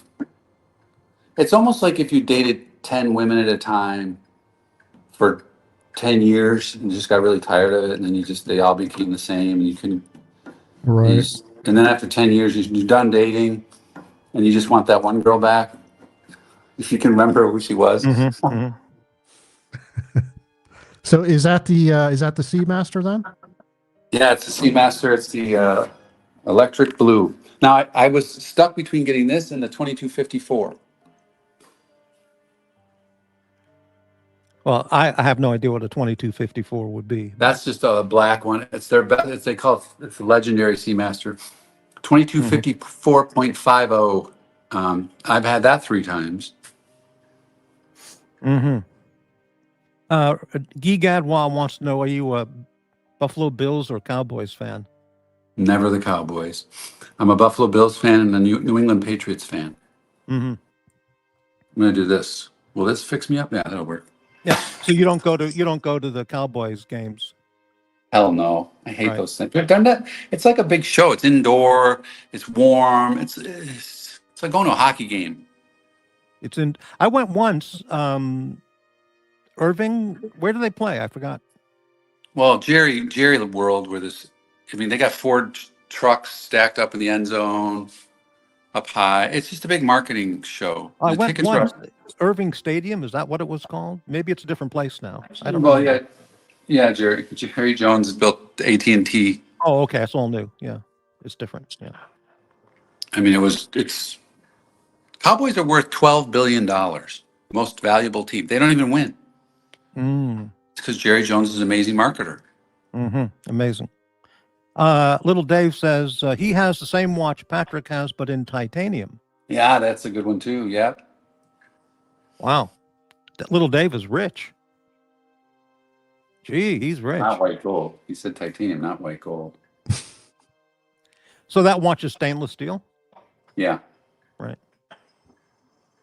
Well, it's very, very legible, Very simple. The loom, it's the most loom ever I had on a watch. Beautiful. Of before they came out, this new loom, this BGW9. Yeah. This dial's 20 years old, and the loom is crazy. I'm going to send it in, get it redone, get a new bezel, probably get a new bracelet. The clasp is destroyed, but I really expected to just send it in and get it all new redone. All right, yeah. But anyway, figure if I play my drums for an hour and it still works, at least I'll know the movement's in good shape. So how long did it take for delivery once you placed the order? I bought it on eBay, Wednesday, Thursday. The guy didn't ship it for like 2-3 days, and then he shipped it. I thought it was going to the authenticator, but it didn't. I got robbed, man. Then I was worried. I think they must have a certain amount of dollar, like at 2,500 or more, they get sent to the eBay authenticator. Yeah. But he sent it to me, and I got it in like 3 days. Gigadwa asks, is it a wave dial? Yes, sir. Yeah. Have you bought other ones on eBay before? Tons of them, yeah. Ever had any problems? No, they're all guaranteed. But again, if you buy like an expensive one, they do send it to an authenticator in Ohio. They open it up, they open the case back, they check and confirm it's everything. eBay really wants to sell watches on that's high ticket, big money for them. So they actually pay authenticate, they have their own little operation to make sure they're cleared. How do you know the eBay seller is reputable and not some wizard character kind of guy? It's okay because your money's protected. They don't get paid until you get it and are satisfied. Okay. Well, there's a safeguard there. So very good. I've sold watches on eBay and for like $6-7 grand or whatever. And then the guy gets it and I have to wait like 10, 12. Remember that time we sold that watch? Oh, yeah. Remember it took like 17 days? Yeah, I remember. Yeah. Okay. What a rip. What's to prevent the buyer, once he receives the watch, from just stiffing the seller and not paying for it? Oh, he's already submitted the money. eBay holds the money. Right. I see. Okay. So it sounds like it's sent into some escrow service or something, isn't it? Well, eBay gets to use the money, right? That's another thing. Banking for them. They get to. Right. It's like PayPal. Don't forget PayPal, eBay, Venmo. There's all. Right. So it's That's another reason why they want to sell watches, because they get to hold money for 2 weeks or 10 days. And it's weird because sometimes they'll get paid and like, as soon as the guy gets it, it's cool. It's like, well, you haven't sold on here in a while. I'm like, yes, I did. And then they just give it to you. Sometimes you get paid quick, sometimes you don't. But I've never not been paid. Right. Mm-hmm. Ooh, I'm a little sore, guys. It's funny you should mention that with PayPal, because a lot of people don't realize that PayPal is not a chartered bank and they don't follow the same rules as. Right. I mean, they can do a lot of things that your bank can't do. I mean, just think what banks do, how much money banks make on the weekend for holding your money. Like every Right. Friday night, Mm-hmm. Mm-hmm. send off $600 million and from Friday to Monday, what they make on it. Or not Monday, Tuesday. Fortunately, they don't, on Friday closing, they don't invest their $1 billion for the weekend with the Watch Nicholas Bank of California. Because on Monday morning, they go, oh my God, we lost $500 million over the weekend. That's 1 million yacht masters. Yeah, that's nothing. We'll sell more watches on eBay. That's right. Yeah. Hey, Archie just texted me and said, I'm pleased you're okay. Because did you hear what happened on this show today? No. Narc went on and said I was in the hospital and we lost him. He died. That sounds like something else I heard in the past, but it was terrible. Who would ever think of doing something like that? Who would ever say anything like that? Right. Nate O, there's a setting where you can change the payout frequency. You can set it to daily. I do get it daily, but they'll hold like I get paid daily. But on a big ticket item, they want to make sure the buyer is satisfied. Mm-hmm. Because they guarantee the buyer's satisfaction. It would never work if they didn't guarantee the sale. How long does it state how long the buyer has to keep the watch before the payment's approved? Well, he's got to receive it. He's got to know. There's no period of time, but I never really looked into it. I always got paid pretty quickly. No one's ever returned one. Because somebody could keep the watch for 2 days and go, it's great, and click approved and you get the money. Or could someone keep it for a month or 60 days and haven't decided yet? I don't know. No, I don't know. Honestly, I mean, eBay hasn't said, do you like it? Right. I just You don't haven't know. ever tried to sell one on there, have you? Tons, yeah. Oh, really? I've sold a lot of watches on eBay. Anything small, like 5, 6, 7. I'm trying to remember. Did I ever really? I think I've sold $8,000 and $9,000 watches on there. Those go to the authenticator. Like when you get the where to ship it, it's just to like kind of a PO box in Ohio. Okay. And then they get it, then they ship it to the purchaser. Mm-hmm. Mm-hmm. Whereas when this guy showed me on eBay that he printed the label and he was going to send it to me, it was my address. And I was like, oh shit, I guess it's not going to the authenticator. JGrey wants to know what tour stop of the Rush tour will you be going to? AD said he's not going to see them because the drummer's not who he wants to see. Yeah, JGrey, I almost bought tickets and I just decided that, because they're playing 4 nights in Fort Worth here. Unbelievable. It's unbelievable. And as much as I really want to see them, I love those guys. I know I'll get upset. I don't care how good it is. Don't forget, the drummer wrote every single song. I have no idea. Did he really? He wrote the lyrics. He wrote the lyrics for every single song. Right. I get what they want to do. I'm not against it. I'm thrilled. But here's the thing. And JGrey knows there's 3 or 4 really good Rush tribute bands in Canada. I mean, they're really good. But I have determined that Neil, as good as he was a singles drummer. Think about this. People think he's the greatest drummer in the world, and I do too. But what he really had was a memory that nobody could ever do, and separate arms and hands and legs that nobody could ever do. But he really didn't play like you were talking. He didn't play triplets. He didn't play a lot of doubles. He didn't even use double bass as much as most guys do. But he was fast, and everything was like a note, like a piano notes. And everything was a single. And his memory was so deep, and because he played them and wrote them, like So I've heard drummers play his music, hit every note, not miss a note, hit every note correctly, and it's still wrong. And that's why I don't want to go see him, because it'll piss me off. Did he play that style of only single note like you're describing because he wasn't skilled enough to play like Ginger Baker or somebody like that? No, because he did study with Dave Weckl. He did study with a lot of guys. He was frustrated with his playing. He went back and studied and studied. He got a lot better, learned more jazz. It's hard to describe. It's just that he just, like, even simple notes when it's you got to get them right. Like it's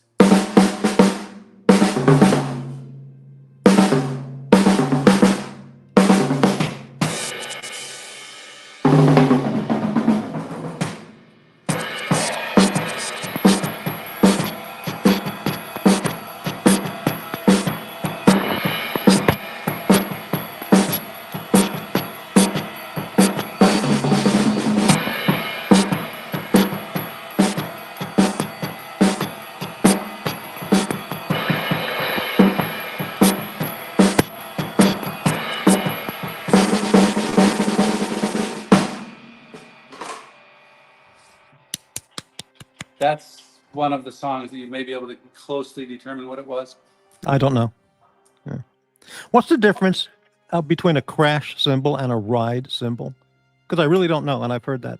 So this is a Zildjian medium ride, and it's thicker, and it's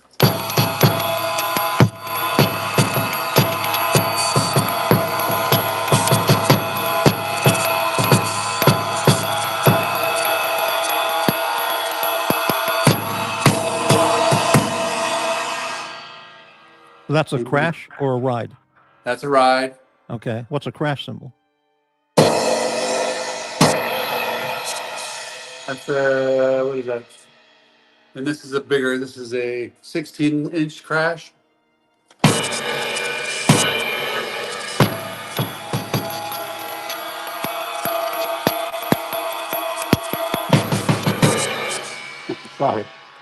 Sorry, I tripped over it.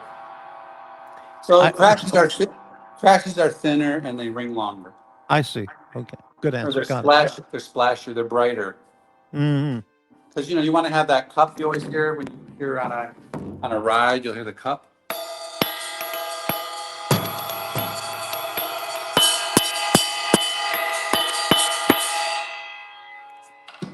Do you have a cowbell on your kit? Yeah.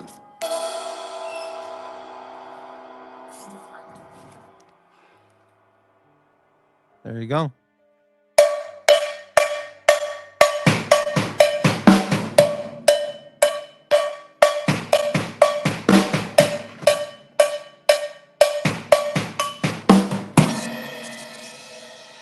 What's the most famous cowbell song? I like the Van Halen song. I'm trying to think of the name of it. I wouldn't know. But and then of course there's what you call it. We Need More Cowbell song. Well, I think the cowbell song is Mississippi Queen. I'm not aware of any cowbell song before Mississippi Queen. My foot's not working. Yeah. I'm trying to go do.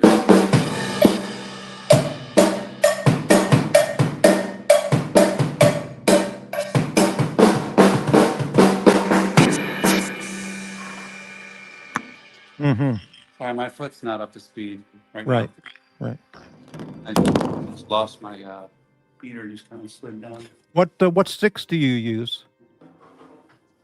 Pro Marks. Do they have a number? Like Yeah, Like- 740. They're Neil Peart 747. oh yeah. Do drumsticks have like numbers like for the weight, the length, the size, or Yeah, the 5A, wood? 2A. Yeah. So how does one decide what drumstick they want to buy with those numbers? I don't know, but I play with these a lot too. That was a good answer. I don't know. Yeah, very good. They're so much quieter.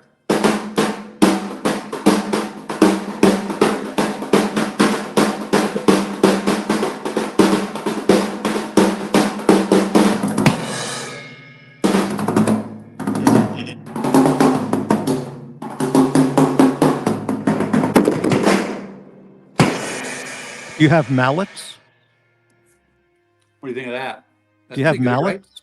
Yeah, yeah. Huh? Do you have mallets for timpani? No. No. But I got fat sticks. I got some Vic Firth as well. Okay. Big fat Vic. Yeah, big Yeah, fat yeah. Vic Firth. Okay. Now Blaine Cole says the Jaggers, the rapper, was a cowbell song. I remember that song. That was on the radio a lot, but I don't remember the cowbell thing. But that would have been late '60s, probably 67, 8, 9, 70. The Jaggers. I don't know.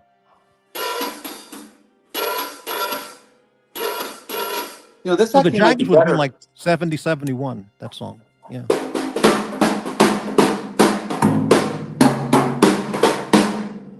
These are nice because I don't have to play really, really loud. Mm-hmm. They slow you down though. They don't bounce, right? So you got to really.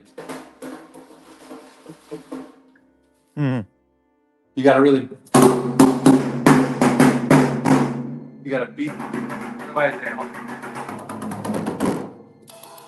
So do you ever just play with your hands or fingertips? No, well, I do I that every saw time I'm a not video drumming. of that famous drummer. I forgot his name. Yeah, he was just playing with his hands or his fingertips. I mean, yeah. Forgot So the you guy's play name. completely just by sound? Is that right? Sound? What do you mean? Yeah. Do you play just completely by hearing sound? You don't read music, or? I read, yeah. I just like to play to a song. Like I'll put the song on and I'll just put it on a playlist and just whatever comes up I play. Gotcha. Mm-hmm. Because after a while you just can play along with most stuff, and then other songs you're like, well, I know most of that song. I think once I've heard it, I can play it. I can remember it 20 years later. Can you play along with the "Wet Ass Pussy" by Cardi B? Probably not, because Because it's not music, right? Oh, you froze. Your image is frozen. oh, There you are. Okay. So how long have you been playing the drums? since I was 11. All right. So what's that? 40. How many would it be? 11. I can't think. I don't know. So at one time 47 did years. you 47 years. at one time did you ever think you were going to be in a band, or were you in a Oh, no, I band? did. I was in a lot of bands in high school or college and high school. Okay. Just covered, not real bands. Never writing our own stuff. It was always covered. Look, oh God, my arms look so skinny. Yeah, the IV action. I'm a drug addict. Look at me. I'm Wow. all marked up. You're a drug addict? You fit right in here on YouTube. I'm all marked up. Yeah. Had IVs that blew up. Yeah, it was a lot of fun playing out. But back then, you just play for beer, right? You just go out just to either go to the bar and drink beer with everyone else, or you go to the bar and be the band and play. Right. And then when I moved to Texas, I was in a band for a little bit with some guys that I had to learn a lot of the songs. I never heard them before, and they're like standards, So most of the bands you were in, did they do just cover songs, or they write their own stuff? just bar music, yeah, stuff like that. So, man, I'm a little sore. So, I mean, drumming is not hard. But see, here's what happened. When I wanted to play drums, my dad said, yeah, okay, well, you need to learn how to read music first. He was right. He knew. He said, so he made me play in band at school. So I had to play baritone, horn, trombone, tuba. I had to learn how to, and I was in band from third grade, I think you start. Mm-hmm. And then about when I was 3-4 years into it, like third grade, 11th, like 3 years into it, he let me start playing drums. And he bought me a drum set. But he knew if he didn't teach me, if I didn't learn to read music first, I never would. And he was right. Mm-hmm. Ringo doesn't read music. He didn't have to. Well, yeah. There you go. You know what? Though? Feel. Yeah. Some of you saw the what's that documentary? The Beatles documentary. Did you see it? Bits and pieces of it. Yeah. It's some of it's hard to watch because they're actually working noodling the song we've known for 40 years. They're just writing it. Right. I saw the clip where George Harrison is working out something. Yeah. And he doesn't even have the lyrics yet. It's just very rudimentary. Hey, pomegranate. Yeah, right. Yeah. But Ringo just sits there like he's wasted. He just sits there and goes the whole time. They came and went. He just sat there the whole time, and he just started playing. Yeah. He was always ready to play, and they try to work a backbeat into it to bring it together. Yeah. And that was he's a really great drummer, and it took me a lot of years to realize how good he was. He was the right drummer for that band, for that No music. question about it. No question about it. It's very hard to play the Beatles because I don't know. Yeah. You wouldn't like.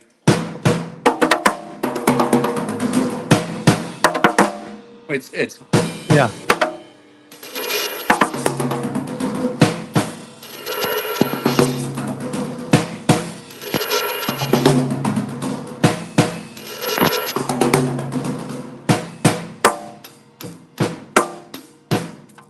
So it would be like people would never play that way. Mm-hmm. And that take that into account. Plus, he was left-handed playing a right-handed set. Yeah. Right. Which, when you go around and go, you always lead with your correct. Like, this is a left-handed set. I'm left-handed, so I'm backwards. If I had to play a right-handed set, you lead with your this hand,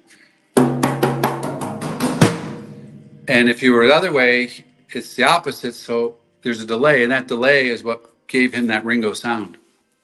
Mm-hmm. Slight delay. Like, wait.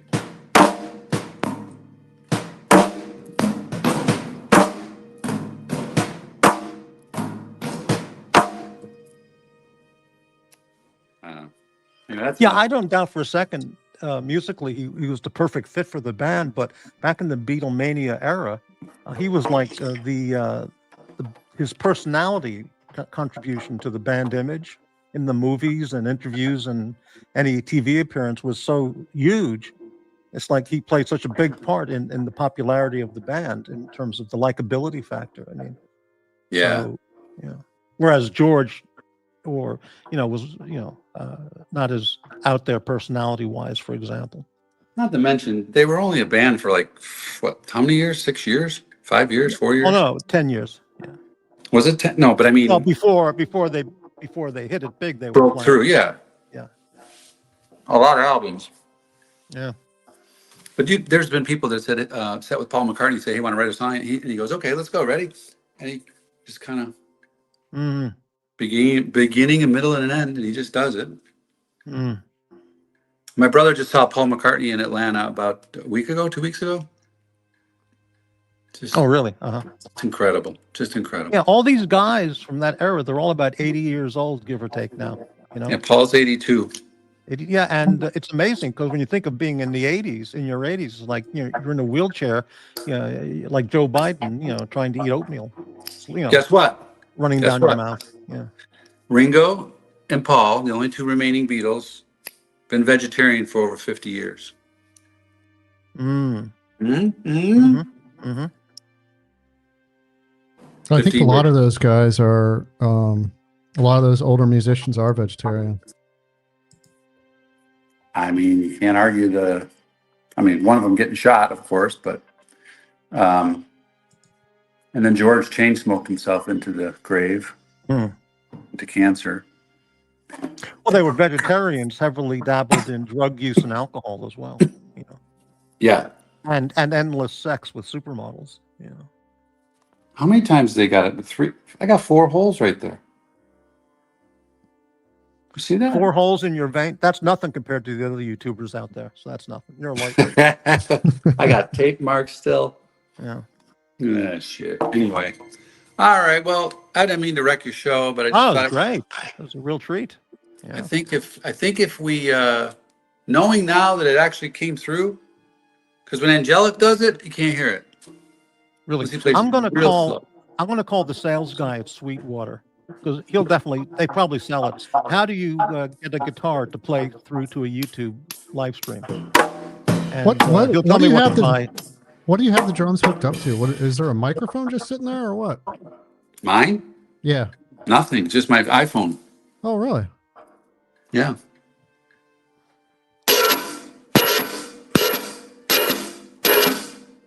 Does your wife ever scream to you at like nighttime? Shut the fuck up, damn it! Nope. Really? And I say to her, I go, I'm gonna go play my drums. She's like, okay. Sometimes she's watching TV. Mm-hmm. I mean, it's not that far from that room either. She'll just turn it off. Mm-hmm. It's so great because when I was a kid, I would go. The drums were in the basement, and my mom was so awesome. I'd play my drums for like 2 hours. I'd come up and she'd be sleeping on the couch right above me, right in that room above. Mm. I was like, man, she's the best. But my wife is, she never, in fact, she asked me if I want, because this room is a disaster. And her Peloton's right in front of me. Right. So I sit but this is my daughter's, this is our extra bedroom. And my daughter has all her stuff in here from college. And it's just a big throw room. That's why I came in here. I got to clean it up. I got a full double bass. I got a 12-piece set in here. And I'm only using 5 drums. So they're all over the floor. They're all over. Mm-hmm. I got double bass. I got to clean this shit up. Clean that shit up. Do you have a gong? Do you have a gong? No. What's going to happen though is you're going to clean that room, and then the drums aren't going to sound the same. That's a good point. Maybe. We could call this a gong, Crappy. If I pick up my ride. Mm-hmm. And I go, I'm afraid to get hurt. Right. Yeah.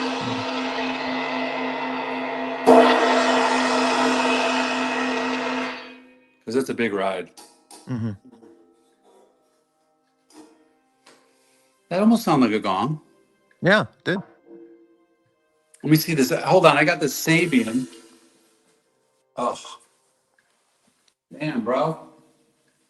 Oh.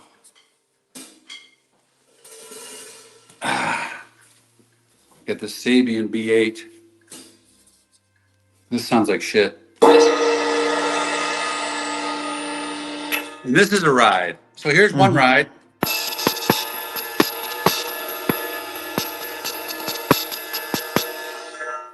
Here's my other one. Mm-hmm. All preference, all sound. This is the best ride of all. Oh no, that's not it.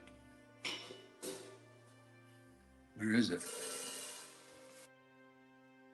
Anyway, it's an old, I almost said Adidas. It's an old. Do you have ever used a pasty cymbal? I've never used pasty.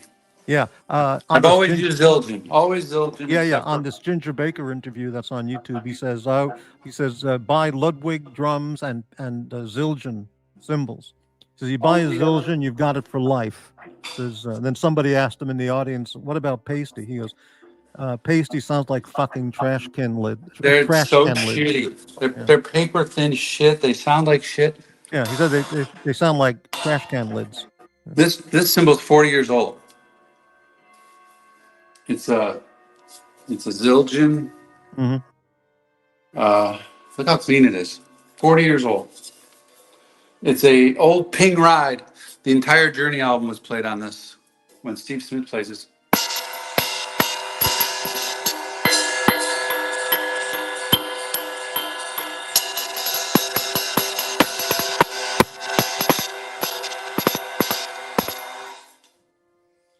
So it's weird how they're slight, like just listen to this difference.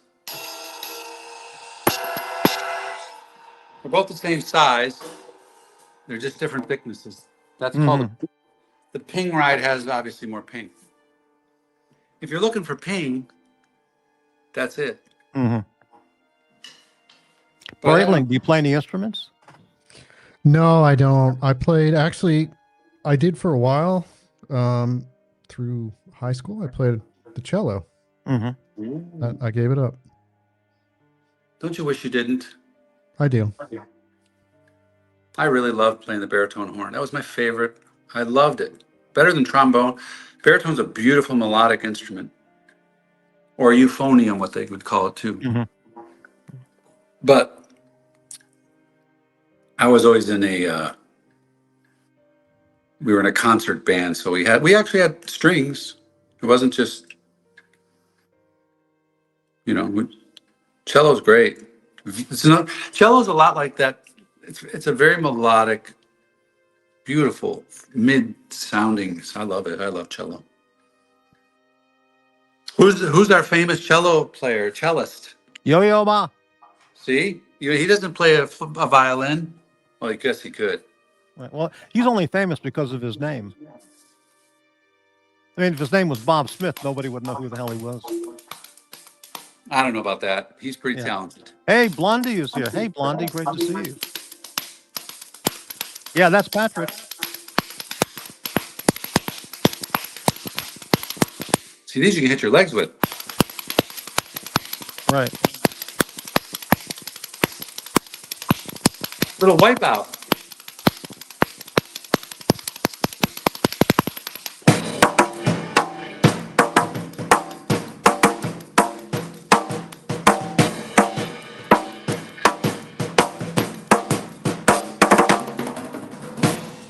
Is that like Walk, Don't Run you were playing? It was supposed to be wipeout. Oh, Wipeout. Well, they're the same kind of song. Yeah, that's that surfer bullshit. Yeah. So that's it, man. So I just wanted to see if it actually came through, and it did. I'm very surprised. So sound is quite good. Yeah. It's the music, Mm-hmm. which we can't play anyway. So we have to play. If we're going to actually play together, then we make our own music. We don't need back music, so we won't get a strike. Blondie says, yes, Docs could break him like a twig. And what does that refer to, Blondie? Let me see what that comment means. Dirk was in a mariachi band. Oh, what's this, Blondie? Holy smokes, Morty and Docs are reunited again. Oh, she's saying I look like Docs. Look like Docs. Oh my God. Well, you're not wearing a fanny pack. There's side by side of us together. I mean, we stood next to each other. You said he was wearing a fanny pack when he met you at the Wawa. Yeah, well, he's got to keep his stuff, Oh, right. I mean, my wallet has cards only. He's probably got cash to carry around. Right, yeah, and his Glock, maybe, yeah. Right? Maybe, who knows? Yeah, no, it's Patrick. It's not Docs. Yeah. That's funny. Yes, Docs. Great. Have you tried to use cash in the last year or two anywhere? Just out of curiosity. It is annoying that they don't. It's against the law. I tried to use cash one day, and I literally handed the kid a $50 bill, and he froze. Yeah, like I'm getting fired because I don't even know what to do with this. Right.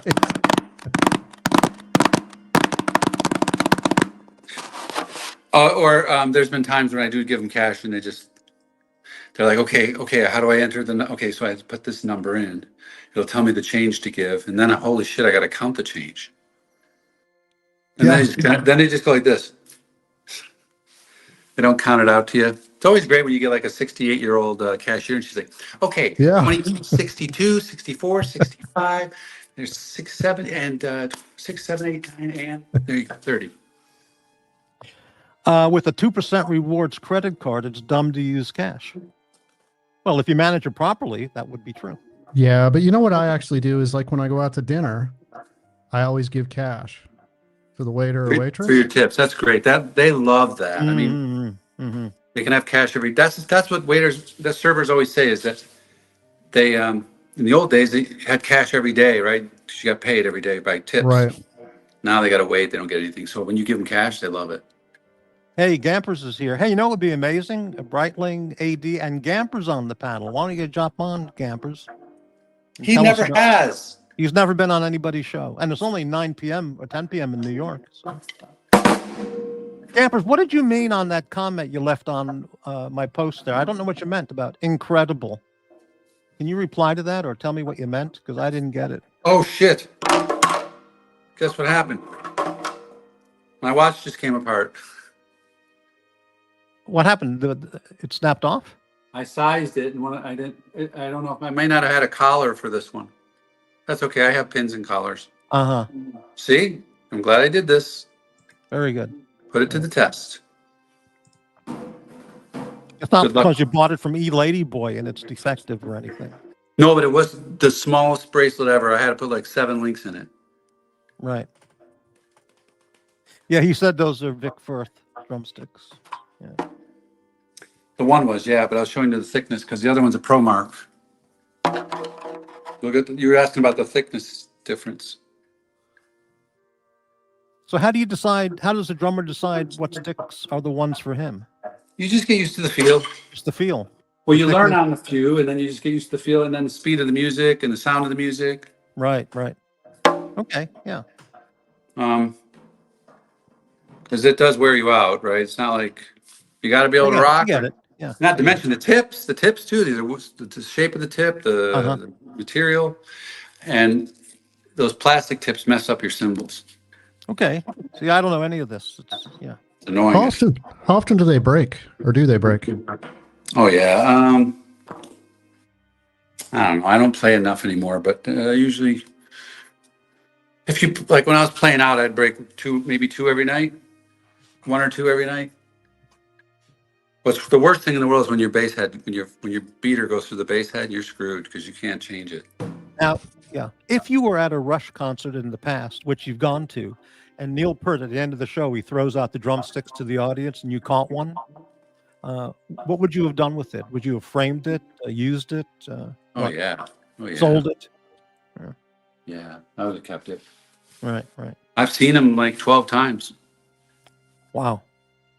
I was lucky enough when I lived in Buffalo in the 70s, 80s, 90s, or 70s, 70s, 80s, 90s. Because they were in Toronto, they used to play Buffalo so much. Mm-hmm. So I saw them so many times there. So they would have just driven there across the border back then. I mean, if they weren't big yet. I mean, yeah. I saw the Moving Pictures tour. That was what, 1981? I have no idea. Yeah. That was the Tom Sawyer album. Ah, okay. So that was great. I think I saw him twice that tour. But yeah, I don't know. JGrey, I got it. They play next June. And as the time gets closer, I'll probably be kicking myself. But I've seen him so much, I just don't want to go again. Mm-hmm. I know. I don't care how good she is. It just won't work for me. Mm-hmm. And listen, if I hear a band, like just say if you're out and you hear live music, if the drummer sucks, it gives me Tourette's, dude. I fucking trick out. Mm-hmm. And you don't want Tourette's. We already have enough of that on YouTube. I get a twitch. I'm like, I'm having a conversation. I just can't, man. I can't. Wow. And she might be perfect. She might be textbook, but she still won't have the sound. It won't have the feel. That's the difference. Thing everyone always tries to do is hit the notes correctly. Get all the notes and don't miss one. You can hit them all, but it doesn't even sound right. It's weird. The more after he's gone, the more I realized it was how much feel he had. When Neil Peart, how do you say his name? Like Peart. When he was younger, don't you think he looked just like Tom Hanks? Because the first time I saw him, I thought, holy shit, this guy looks like Tom Hanks, which is another reason. Oh, yeah, because when he cut his hair, he was tall. He had that tall Tom Hanks look. He looked like Tom Hanks, facially. Real smart guy, real genius guy, way out there, very artistic. And what was the cause of his passing? Do you recall? Brain tumor. Fuck. What a oh, man. I mean, think about it. His wife dies of cancer. And his daughter dies like within 8 months in a car accident. His only daughter. Mm. And then, he had a tough time. Question from Van Lux. Should I turn my 40 no-date sub into a no-date Cermet by swapping the bezel? Batman. Wait a minute, let me read this again. Should I swap my 40 no-date sub? Okay, black sub, yeah. Into a no-date Cermet. They don't make a no-date Cermet. All Kermits and Sermits have dates. By swapping the bed. Okay. He just wants to change the bezel. You can do that, but it won't work because it won't be right because the original Sermit had the maxi dial, which I actually did that too. I did that too. My friend had a green bezel and I had my guy put it on. It was fun to wear, but it's incorrect because you still have those little teeny indices. Because the original Kermit, I should say, the original Kermit was the first Rolex to have the large maxi dial with the big indices. And I can't go back. Okay. Yeah. I can't go back after having that because the loom is so the uncanny ability to stick to the talking points whilst recalling the halcyon days and watch Nicholas Channel. Incredible. The uncanny. Is that what you're oh, okay. I guess I know what you mean. Okay, got it. I can't help it. I have ADD, he says. JGrey, the Ruskies are getting routed from Pokrovsk. The end is near. Okay. Very good. Sad that he doesn't care how many of his people he loses. Yeah. That's what happens in communism. There's less mouths to feed. It's kind of okay. Mm-hmm. Brightling, are you a communist? No. No. Oh, okay. Yeah. Brightling, do you live in the eastern part of the country? I'm not going to say. He doesn't want to. I mean, middle of the country, east or west? Not going to say. I'm gathering by accent or non-accent, but I'll leave it at that then. I will tell you though, I the one time you were talking, I was actually born in Buffalo. No kidding. Yeah. Do you remember the hospital? I don't remember the hospital. We were from the West Seneca area. Okay. What's that stuff, Buff? That food Buffalo's famous for? The sausage. I forgot the name of it. The wings? No. Wings. Polish thing. Kielbasa. Kielbasa. Yeah. Right. What about it? Well, I don't know, but that's all we knew of Buffalo growing up in the other part of New York. Buffalo. Oh yeah, especially because it's fresh. They have fresh. It's not all smoked either. They have fresh kielbasa, which is really good. Right. I thought the kielbasa was a Wisconsin thing. Well, it is, but that's different kielbasa. So Chicago has the largest Polish population in the U.S., so they get that Wisconsin thing. But they're more brats, and what else do they have up there? Right. Anyway, Buffalo is the second largest Polish population, and I think they're a little more proud of it because they really get into it. Mm-hmm. Now, this question should be accompanied by a super chat, but for the request, AD, can you play triplets with your right hand on the hi-hat while playing eighth notes with your left hand on the snare? No. Not for free. Right. I can't at all. I can't. Just got out of the hospital, dude. Right. I haven't played in 2 weeks. I mean, I've gotten morphine 2 days ago. I've had anesthesia. That's why I'm in here. When they gave you morphine, did you have any negative reaction to it? Like you wanted to vomit or you got sick or anything? Fuck, dude. Well, the thing is, when they push it in the IV, they just give it a little push on the plunger and then they let it go and they come back and they just stand there. They don't slam. If they slam it in, you just go. So they'll do like 4 pushes of the plunger. Mm-hmm. I see. You get in your head and just start going. People from Buffalo are fat, like Green Bay. I have no idea what that means. Very true. What is Green Bay? What does that mean? Wisconsin, yeah. What does that mean? People from Buffalo are fat. Fatsos. So Green Bay is a lot of fat people. Well, it's the drinking. Wisconsin is the number 1 drinking state. Oh, really? The consumption of alcohol, Wisconsin's number 1 in the U.S.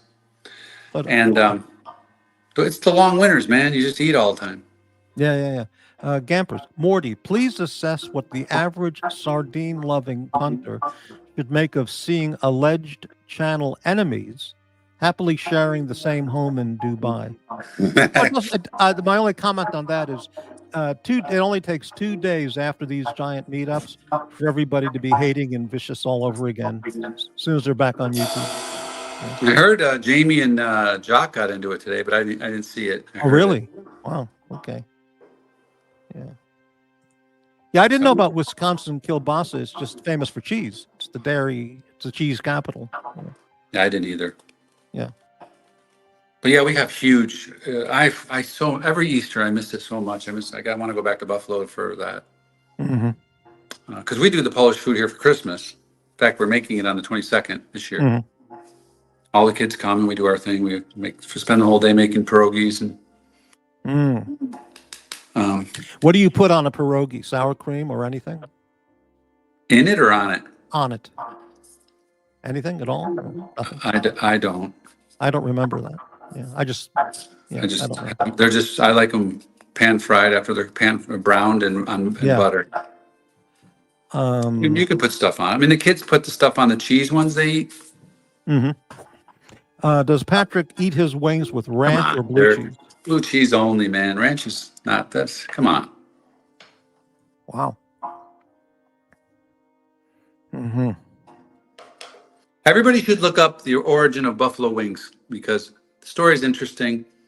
It's not that old. It was 1961 or 3 or 4. And it was from the, Anchor Bar in Buffalo. It was during Lent. And so there was no meat.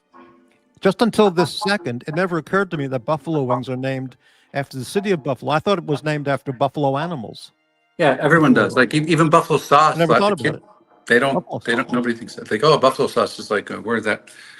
So it was at the Anchor Bar there, and it was during Lent. So at midnight, they're all sitting at the bar, and everyone's wanting to eat meat because they're all real strict to that. They're pounding beers, but not eating meat. Mm-hmm. And then, so I was at a tavern at the time with the husband's the bartender, the wife's in the kitchen bringing out food.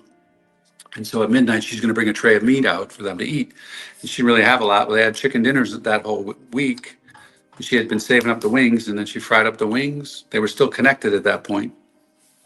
And she made that Frank's hot sauce and butter, and then blue cheese was the house dressing at the time. Mm-hmm. She cut up the celery and carrots and celery, and it was a big hit. And that was it. I mean, and they never even did anything with it. Like they think of Buffalo Wild Wings. All the wings around the world, and they could have franchised, they could have done something with it, but they didn't. Frank and Teresa. Mm-hmm. I forget what the number is, but it's astronomical, the number of buffalo wings that are eaten every year. It's just crazy. Between all the sports events and everything. I mean, when I was a teenager, when I was 15, 16, I worked at a pizzeria. I worked a bank of fryers, probably 30 feet long. And each basket had 50 wings in it, and I would just make wings and just hours, thousands and thousands of wings. What's the appeal of buffalo wings? Not like they don't make buffalo drumsticks. It's buffalo wings. Why is it buffalo wings? That's the big deal, not drumsticks. I think it's because of the crispiness of them. Like you wouldn't be able to make a drumstick that way. I mean, that was a throwaway part back then, right? It wasn't even something you ate. Also, you can't eat a basket full of drumsticks, but you can of wings. Yeah, you can jelly and jam it. Exactly, right. Well, now they do those boneless ones, but I'm not so sure those are actually buffalo wings. No, they're just chicken tenders or pieces or whatever, chunks. But it's and there's so much.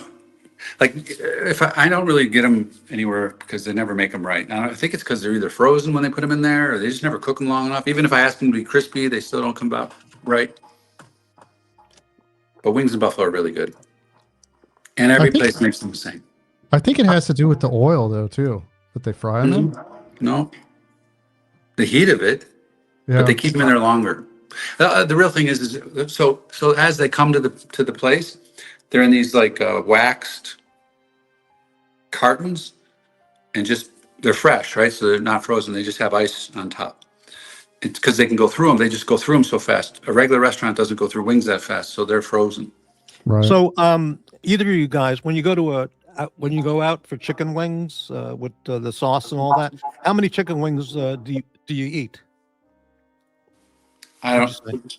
How about you? What do you think, Brightling? I haven't eaten chicken wings in a while because I like chicken wings, the buffalo wings, but they don't like me anymore. Yeah. I would say back when I was younger, probably 12, 15. 12 or 15. Wow. Yeah. Yeah. Well, meat-wise, I mean, that's probably a thigh and a leg and a little bit extra. So makes sense. I mean, I can't tell you, man, probably why I have heart disease, but my friend and I used to order a bucket of wings, which is 50 wings. We'd kill them 2-3 times a week. But now I might order a 10-piece and have 5. I just want to taste them. Mm-hmm. There was this place that I used to go to in my 20s, and they had this all-you-could-eat wings, shrimp, oyster. I mean, it had everything. And I remember this guy, he had to be 350, and I'm behind him in line, and he's literally picking out all the drumsticks. Was this in Chicago by any chance? No, it was not in Chicago, but Okay. It was just aggravating. I mean, leave some for everybody else. Right? Right. JGrey, how you doing? Well, I'm doing well, thanks, Morty. Just wanted to sit amongst the, the powers that be. Hey, Patrick, all your time in that part of the world in your youth, did you ever go to the press box? The press box? No. In Niagara Falls? No. And I went over there a lot. Went to Sundowner a lot. There was an idiot savant that was the bartender there at the press box. Who, you? No, it wasn't me. It was some guy that my dad introduced me to. Where was it in Niagara Falls? And just across the border. On the hill? No, just across the border. We're in the midst of the falls. Okay, so it wasn't on... all right. Well, I've been there a million times. I wonder where it was. So is it still there or no? I don't think so. It must have been close to a some kind of newsprint paper business. Huh. The press box. Yeah, this guy had numbers in his head that would blow anyone's mind. No kidding. Yeah. We used to go there drinking all... Because when we were 19, you could drink in Canada, but you couldn't drink in the U.S. Right. So why would you go to the press box? Well, no. We couldn't drink in the U.S., so we had to go to Canada. Right. So why would you try to drink in the press box? A bar that was apparently named for the people who worked in the press. Are you telling me this on the U.S. side or Canadian side? U.S. Okay. So in Niagara Falls, U.S. press box. Work for the press. Little Dave says Narc has smeared him. Oh, he smears everybody, Dave. Yeah, but he killed me today, and he said my wife's a dirty, nasty, cheap whore. Erica Kirk. What else? Gold digger. Incredible. Yeah. Come on, JGrey, give me a little more because I'm not following. Oh, but we're going back along. We're going back into the 80s now with the press box. Okay, you talking Niagara Gazette Press or? It was an independent bar. It wasn't associated with one of the newspapers, but it was close to the newspapers. Therefore, the press could gather. I see what you're saying. Right. I got married there at the Niagara Hotel there, right by the falls. It's now closed. On which side of the border? U.S. Did you get married on the Canadian side? Say it again? Did you get married on the Canadian side? No, on the U.S. side. But you got married right there at the fall. We called the Hotel Niagara. 1990. Mm. Beautiful old hotel. Mm-hmm. A block from the falls. Mm-hmm.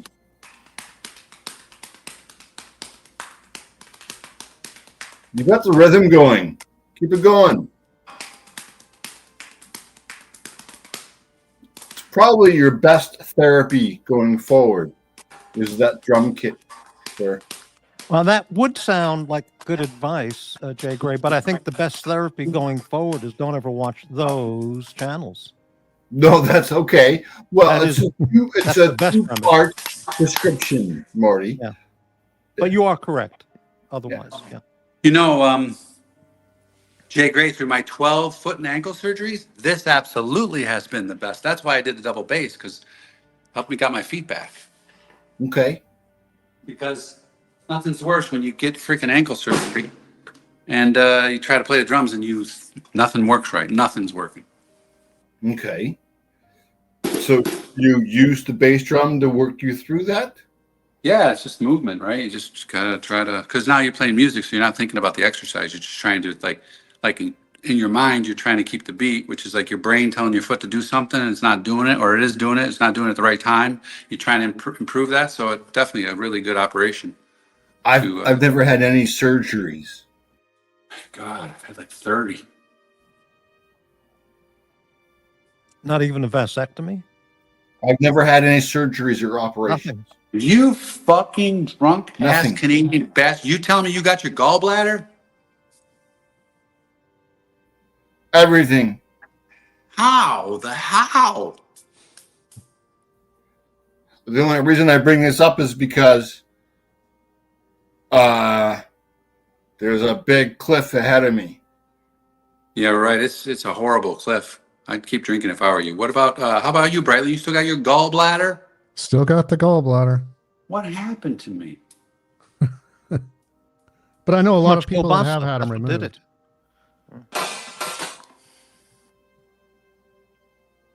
You gotta have a fatty liver, JGrey. No, no fatty liver from me. Bad luck. JD, is JD here? I didn't see him in the chat. Have you ever been on RM in Have you ever Wild, seen Australia? Have you ever seen an RM? What's an Mill. RM? Richard Mill Oh, I see. in the wild in Australia. What about tonsils? Anybody tonsils? I still have mine. Really, I don't. Yeah. Me In fact, too. when I was in Japan, I had a friend who was a doctor, and I happened to mention that, when I was a kid, I had them removed. She goes, "You're kidding." I said, "No, that's what they did to just about everybody back then." She goes, "I've never seen." She says, "Can I look in your mouth? Because I've never seen anybody without tonsils." I said, "Are you really a doctor? Really?" And she said, "Oh, yeah, really." She just found it that peculiar or amazing. So she had a little pocket, pen flashlight thing. And, she took a look and she goes, "Wow, that's amazing. I've never seen that before." So I said, "Well, anything else you'd like to see?" But I hey, think old timey. Yeah. my only issues in there are kidney stones.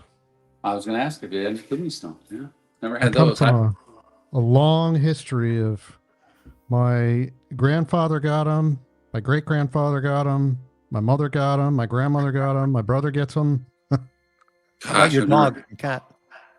I was wondering in the hospital if that was what was wrong. We were trying to say, "Are you sure it's not kidney stones?" I don't know what's going on.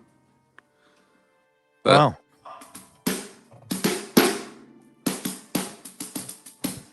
NATO says, "I left my gallbladder in Bangkok." Isn't that a famous song? Oh, no, that's Tony Bennett. Something different. Yeah. I got you there. I left my Right. Did I ever tell you how I saw Tony Bennett at the hotel? No, tell us the story. 1990 something, when Princess Di was in Chicago, dancing with Travolta. Remember that? No, I trip don't. She made a big trip to the U.S. and I was there for a work convention, and I got bumped from the hotel, and I was pissed. They put me over at the Drake Hotel for a night because the NBA draft was going on at the hotel I was staying at, and I got bumped. So I got sent over to the Drake for one night, and I thought I was really pissed off about it. But then I get there, and they say that Princess Di is staying there. So I just checked in, and they said, "Hey, listen, you can't really leave the hotel. If you leave, you can't come back because we're going to be locking everything down because she's about to return. And you can't take pictures." Did you tell So- them, did you throw a fit in the lobby and scream and yell and say, "But you can't do that, I'm the pontiff"? I did. What am I supposed to fucking do? Right. So I'm standing there with my wife, and I'm standing on the steps. So the doors are there. Then there's like 3 steps, and a little level, and 3 more steps. And I'm standing there, and she, the car. They closed the road off. She and came straight to you and shook your hand first. Did you kiss her? I made eye contact, JGrey. And everyone was taking pictures. They forgot. They just didn't care about the rules. I didn't take a picture, but I made eye contact. I felt like we locked eyes, JGrey. And I felt so sorry for her because all this stuff and it took at that for point, her. you should have walked forward and given your hand to her. So then You might still be alive today, Patrick. Well, then later, I go to the pool that night. Here we go. I start walking down. I'm ready to go in. They tell me I can't go in. She's in there. Yeah. And as I am being told this, I'm looking over the shoulder of the guy telling me this. Here I am in my bathing suit. And I see her in there swimming, and she looks and made eye contact with me again. Well, what if she had said to you, you there? Let him in. Right. Nope, I got nothing. I went back to my room. That was it. Next morning, I go to check out. She said that? No. She didn't say that. Next morning, I go to check out. I'm standing at this. This is like those old hotels. The Drake's very famous hotel in Chicago. I'm standing there, checking out. They had the little cutouts in the counter for you to stand there and check out, with the little lamps between them. Your stay was free because they wouldn't let you swim in the pool. Is that it? No. So as I'm checking out, I look to my left, and there's Tony Bennett. He's standing. He's right next to me checking out. And I go, "Hey, good morning, Mr. Bennett." He goes, "Hey, good morning. How you doing? How you doing?" And I was like, "Geez, this turned out to be pretty good. I got bumped. I got to see Princess Di, Tony Bennett. What the heck?" And I'm hearing, this is a famous night. Everybody in the U.S. is watching what's going on over here. So then I go to my hotel, and there is, I'm trying to check in. I'm walking through the lobby. There's people everywhere. I'm talking to my wife, and I'm walking over here. I'm talking over here, and all of a sudden, boom, I smash into something. And I look up. I smashed into Larry Bird's chest. And I go, it would have been a better story if you said you smashed into Princess Di's chest, but it's okay. Was he wearing a bolo tie or a silk tie? So Did you shed any blood bumping into Larry Bird like that? I felt everybody was carrying a pair of shoes, right? It's NBA draft. They're all muddling around. So then I'm there for the weekend, do my little convention. And then 2 days later, I'm in the Chicago airport waiting for my flight. And the People magazine has Princess Diana on it wearing the exact same dress that I saw her previously, like 36 hours before. She's like that girl in Seinfeld. She wears the same dress every day. No. This was the night. This was her dancing with John Travolta the night I saw her, and I saw her in that dress. I'm like, that was like just barely yesterday. How did they get that shit printed and in the airport magazines? It was kind of a weird weekend. She might have liked that dress, and she ordered a few more. That's all. No, because it showed her dancing with. It showed her doing the things she did. Because Jerry thought that girl had a whole collection of the same dress. That's why she wore it every day. And then, wait a minute, I think I'm wrong about this. I think I made a mistake. I think she danced with John Travolta at the White House. I don't know who she danced with at this trip, but it was like a. I thought maybe you flew your own private jet into John's place there. Yeah, no. John's got his own airport. All right. I can tell you, if I were a British aristocrat or a member of the royal family, and I came to America for my first visit, it would never have ever occur to me that first thing I want to do is dance with John Travolta. Well, they had to find a guy that could dance. You know what I mean? Right. Makes sense. Yeah, it makes sense. Yeah. So fast forward to like 2 years ago. I would say take me to Tommy's Burgers in L.A. for a chili burger. No shit. 2 years ago, I go to Chicago for a wedding. My wife's like, "Hey, the Drake's pretty cheap." I go, "That's a shitty old hotel." She's like, "Let's stay there. It's famous." We go there. Guess what? I had flashbacks. And all I see in the lobby and on the outside of the building are these black and white photos like on the building of when Princess Di was there. And I'm thinking, this is, how screwed up is this? The last time I was at this hotel was that night. Do you know Chicago currently well enough to say that the Drake is a shit place, or it's still a good hotel to go to? It's a shit place. The rooms are tiny. I lived in Illinois for a number of years. I heard your after story, a while, Patrick. It went downhill. Really? Because in the 70s, 80s, I know that was one of the top places to go to. I mean, if she stayed there, obviously it's famous, and at the time, yeah. But when I was there 2 years ago, there was a shooting a block away overnight, and but seriously, those same the pictures were all over of her in that exact same vision that I saw, 30 years ago, 25 years ago. And I'm looking in the pictures trying to find myself, but the photography was taken from like where on my side, like it was taken probably by someone standing within 10 feet on either side of me. So I couldn't find myself in those photos. Yeah. But even so, I told the girls behind the counter, last time I was here, some Princess Di was here. It didn't happen? Huh? Are you real? AD never called? I was really standing on the wrong seen side you. of the photo. We haven't seen you pictured with Lady Di. Does that mean you don't exist?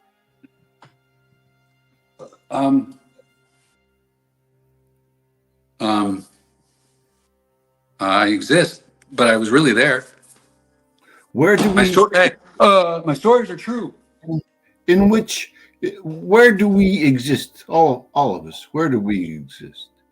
JGrey, are you inventing a conspiracy when there's nothing to even invent except that do we even exist? System of a Clown is admitting that he grew up in South Kingston, Rhode Island. Oh, no kidding. Grew up?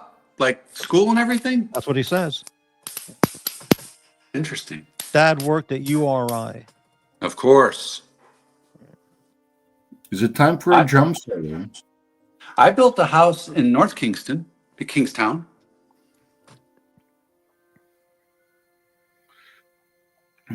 From the ground up? Well, it was a new build. Yeah, I bought it when it was a new build. Because when I first moved there, I had to buy a house, and it was being built, so I bought it. But you didn't design and build? Nope. It was a spec house. I always love System's comments. He's got good comments. If I had any money, I'd fly to Boston and spend a couple of weeks in New England again. It'd be great to go there. I'm in New England. No matter where you go, there you are. Well, of course.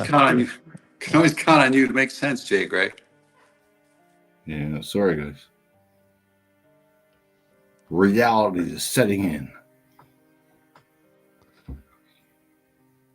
I'm sitting here looking at something. I got to drop off. Oh, did you get an email? No, but I do got to drop off. Thank you very much for coming on the show, Brightling. I really appreciate that. Yeah. I love it, Brightling. Don't be a stranger, buddy. You're a good panelist. Do it again sometime. All right. Thanks very much. See you later. Okay. Buy a cello. You won't regret it. What do you think of his avatar? Brightling, what about your avatar? Oh, he's gone now. Do any of us really have an avatar, JGrey? Well, Aren't we all? We're not. Well, we're only avatars. We're not I got a good one, but it's lost in the music. Yeah.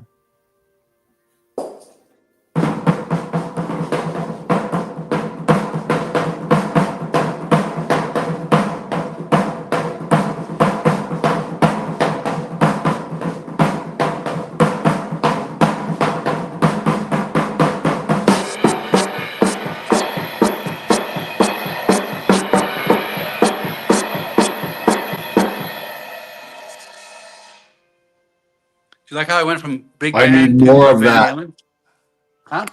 I need more of that. Do you like how I went from big band? Yeah, to I heard that. Yeah, Van Halen? Oh, I didn't catch the Van Halen. Is that what it was? Well, in the beginning on the floor tom, it was was the old big band. Dun, dun, dun, dun, dun, dun, dun. Yeah. You guys ever heard of Guy Lombardo? Guy Yeah. Lombardo, sure, yeah. He's from my hometown. Was he really? Yeah. He lived Why on did they Long call him Island. Guy Lombardo? Then, if that's the case, why did they call him Guy Lombardo if he was a geek? Guy Lombardo lived in Freeport, Long Island. I'm trying to be sensitive to the French population, Patrick. Come on, give me a break. No. But I'm saying he actually was a geek. Why did he go by Guy in his career? You know what I'm saying? Well, because how big did he get in the States? I How guess big you're did he right. get into the States? And whether it was geek or Guy, that's where it lies. He was big in that era. He was He famous for New Year's Americanized Eve. the JGrey. Yeah. Yes, they did. Of course. What about him? So what? You grew up in your town. Big shit. I'm just saying. Hey, Morty, you ever heard of the Stork Club? Sure. What about it? Well, that was the question. You said, you ever hear of it? And I said, yes. So now it's your turn Well, to say. it was a big club built on a pier. And that's where Guy Lombardo and his gang set up shop. Okay. Isn't that funny how I got into? I can't believe you didn't catch the Hot for Teacher at the end of that. It just came out of me. I don't know why it came out of me. I switched. Yeah, I wish it would have gone on a bit further with that. System gets it. I want you to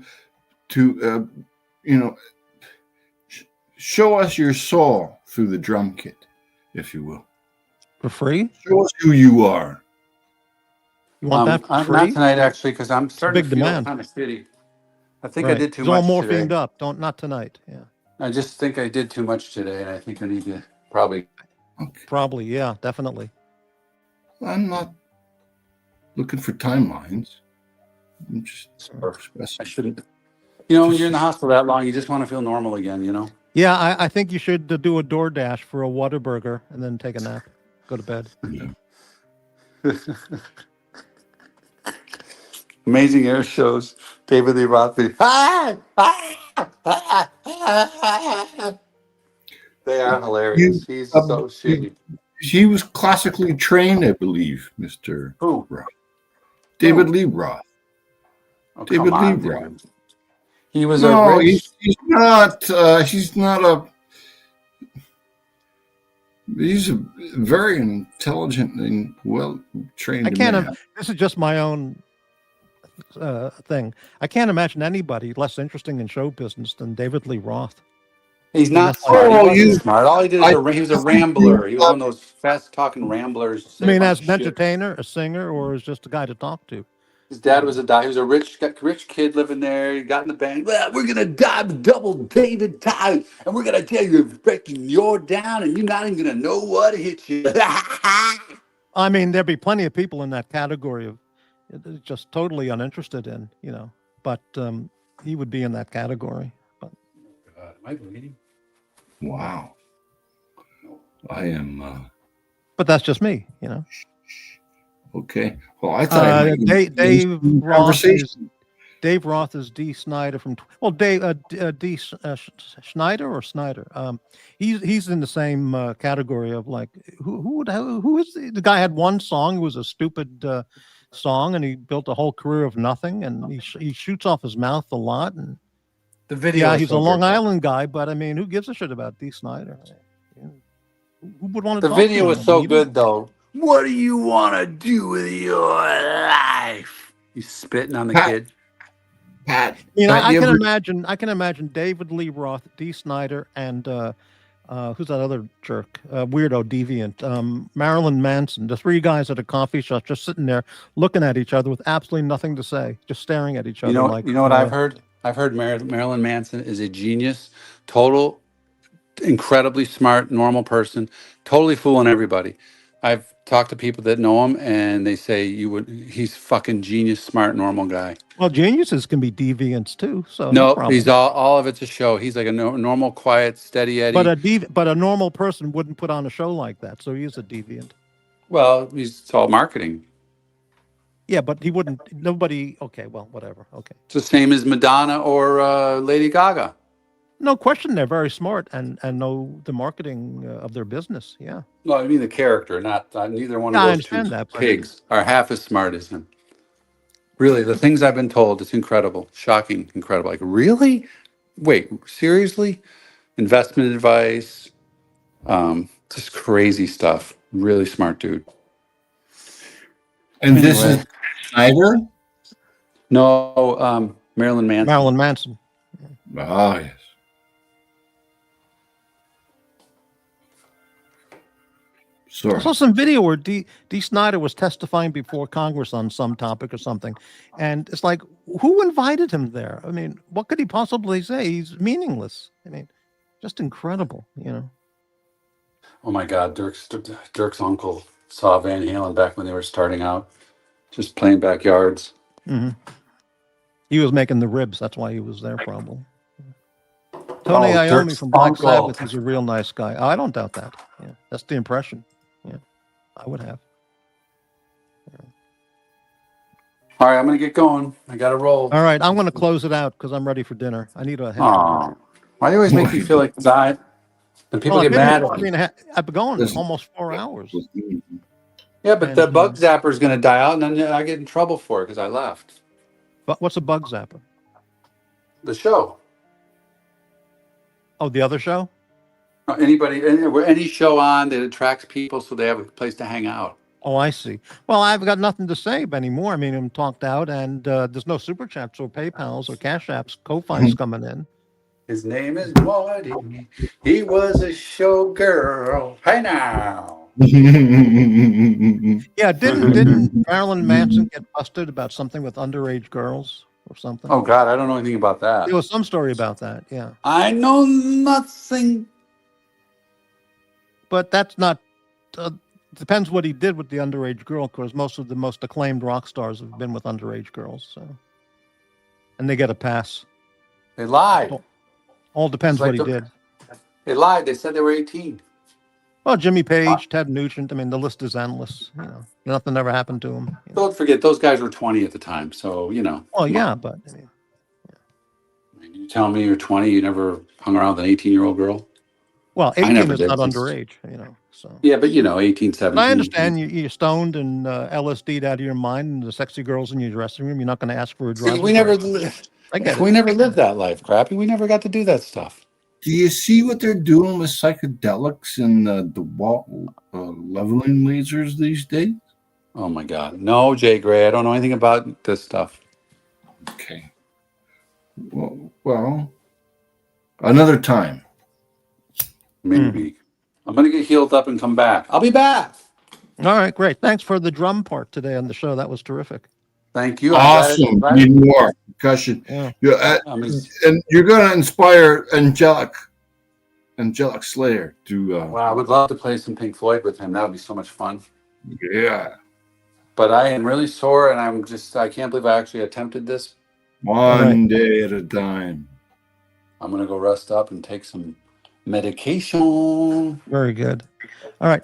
Thanks for the channel sponsors tonight, MT85 and Little Dave. You know how many never super chats? calling. Yeah, do you know how many super chats we got since I came on? Zero. Right. Fucking horrible. No, Surprised blame with it on me. everything. I'm here for. I'm your wingman, man. I'm covering for you. God, we're show killers. Show killers. Not a single penny. Not even a peso. Yeah. Nothing. Right. Just lots of claims of seeing David Lee Roth. It's this weak audience. Well, every day's different, so we'll see. Anyway. No, All right, I'm before sorry. we go, wait. Amazing Air Show videos and JGrey, Canadian boys. Okay, let's. What are your? I shouldn't say. Don't you think? I should say. What are your thoughts on Don Cherry getting canned from Hockey Night in Canada? That didn't happen yesterday. I know, but everybody has a thought on it, and I am very frustrated with some people that think it was great. And I mean, like, come on, man. I mean, the No, guy. it was never a good idea to can Don Cherry. No. Who's Don Cherry? He was the co-host on Hockey Night in Canada for 35 years. He was a hockey coach. He knew grapes. He knew hockey better than anyone. He worked with youth hockey. But what he said, Crappy, what he said one night during, like, right around this time of year, He the said the Poppy word Remembrance Day, those people, or these people, these people, no, What these was he people. referring to? So he's talking about in Toronto. politics. We just lost you. We lost the audio, Patrick. He was saying, Don Cherry was saying there's a lot of crybabies saying that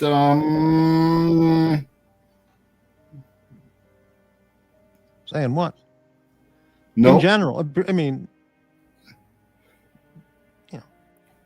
The fact is, he said those people about what? who weren't really supporting the. Who weren't really supporting the. I believe that it happened around Remembrance Day. I mean, like those people at the game last night weren't very friendly. That doesn't mean anything. No, it was kind of like people who aren't respecting the national sovereignty. Oh, maybe I know what you mean. Okay, right. Yeah. So what he said was, these people, they come here for our milk and honey. You think they could buy a poppy? Right. And then they all went out crazy. He said, who are these people that he's talking about? It's like, are you kidding me? Guy lost his job. He was famous. Amazing. And he had the most luxurious outfits ever. Yeah. He make these crazy custom suits.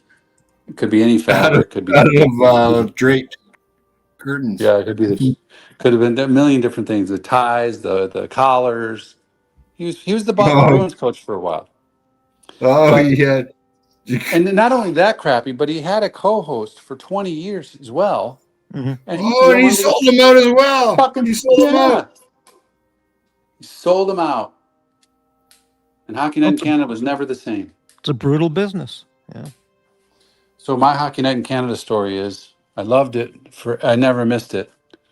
And then there was the year of the lockout. And at the time I was living in Rhode Island. And after the lockout, the year they didn't have a season that year. There was a lockout, right? Crappy. So there's no. They took a year off of hockey. So the next year, they're getting ready to start playing, and my wife and I have date night scheduled to go to dinner. And we're getting ready. I'm like, holy shit! Tonight's the first night of Hockey Night in Canada. We didn't even have it last year. She's like, you kidding? Really? I go, yeah. She goes, you know what? Let's not go to dinner. Let's do that. I'm like, really? We can go to dinner anytime. So so then it comes on, right? I'm standing there watching it. Dun dun dun dun dun dun dun dun dun dun dun dun dun dun dun dun dun dun. Right, JGrey? Yes, you're on point.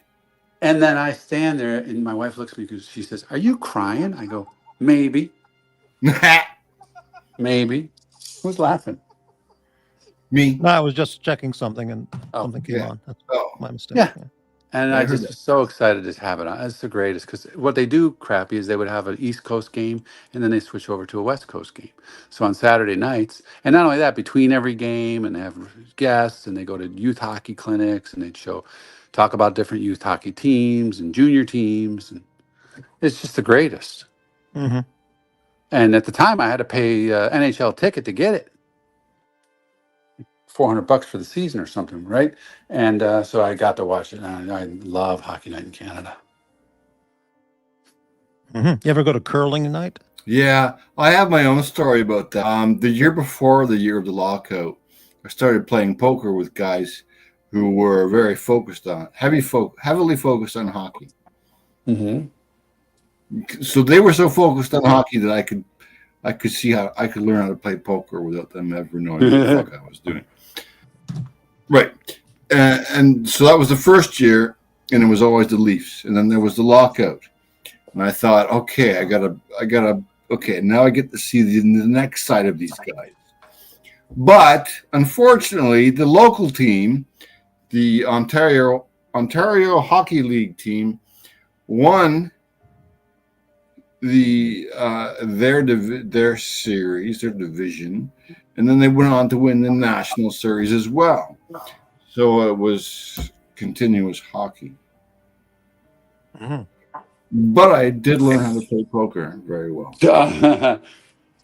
Well, yeah. So I mean, we had our seasons and all. It's just that I guess I didn't realize as much as I like to watch hockey. Hockey Night in Canada was like the home base for all of it on Saturdays, and it's just great. No, they should have left Don Cherry alone. And he's gone away. He hasn't really. Does he have his own platform anywhere on any of the media? He doesn't really like to talk about it, from what I can see. But I saw him on Facebook the other day, like a week or two ago. He was sitting at a table making poppies. No, perfect. He's about 80, I think 86, I think. Yeah. 84. 80. Anyway, that was that. Hey, JGrey, you missed it. Blondie came on and was trashing me earlier. Blondie came on where and trashed you where? What? On the show. We got a really big show for you here. She wasn't trashing JGrey. No, she's trashing me. Oh, you. Yeah. For a second. Yeah. She was trashing you with Knox. Where was she doing it, Patrick? Morty, where was she in the chat? In the chat. Look, little Dave's chat says, comment says, that lady that was here earlier was trying to be nasty to our friend that just got out of the hospital. Yeah, she was here about an hour ago. Yeah. And she's what you would call a lurker who took the time to come in and attack.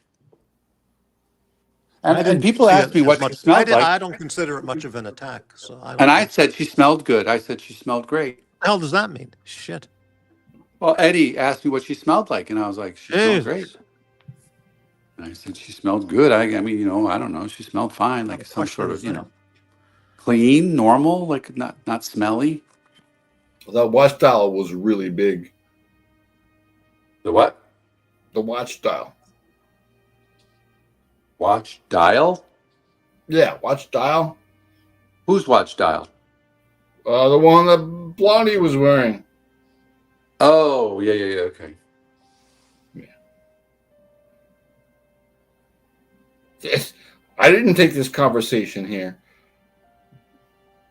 I don't know. Okay, I think we're getting into talking about generic wax beans, so I think it's time to wrap it up. All right, that might be my first vegetable I try because it's kind of mushy, so I'm going to try that. Right. All right. Thanks, everybody. JGrey, AD, and Brightling, and and MT85, AD, and the other supporter, Little Dave. Sorry you didn't have more super chats. Yeah, well, life is tough for me. Every day it's brutal, So should have played more drums, Patrick. It didn't work. I mean, maybe that was the reason. Yeah, no, I mean, there's no pleasing this audience. They come over and maybe someone had earphones in. Except for the donors. Morty, you could do a loop of some kind, and then Patrick could play along with the loop. Sort of tone. I think it's best to just end it. I need to go take some meds. Right. Yeah. All right. Okay, Thanks, everyone. guys. Thanks very much. Have a good night. I'll see you. Bye. So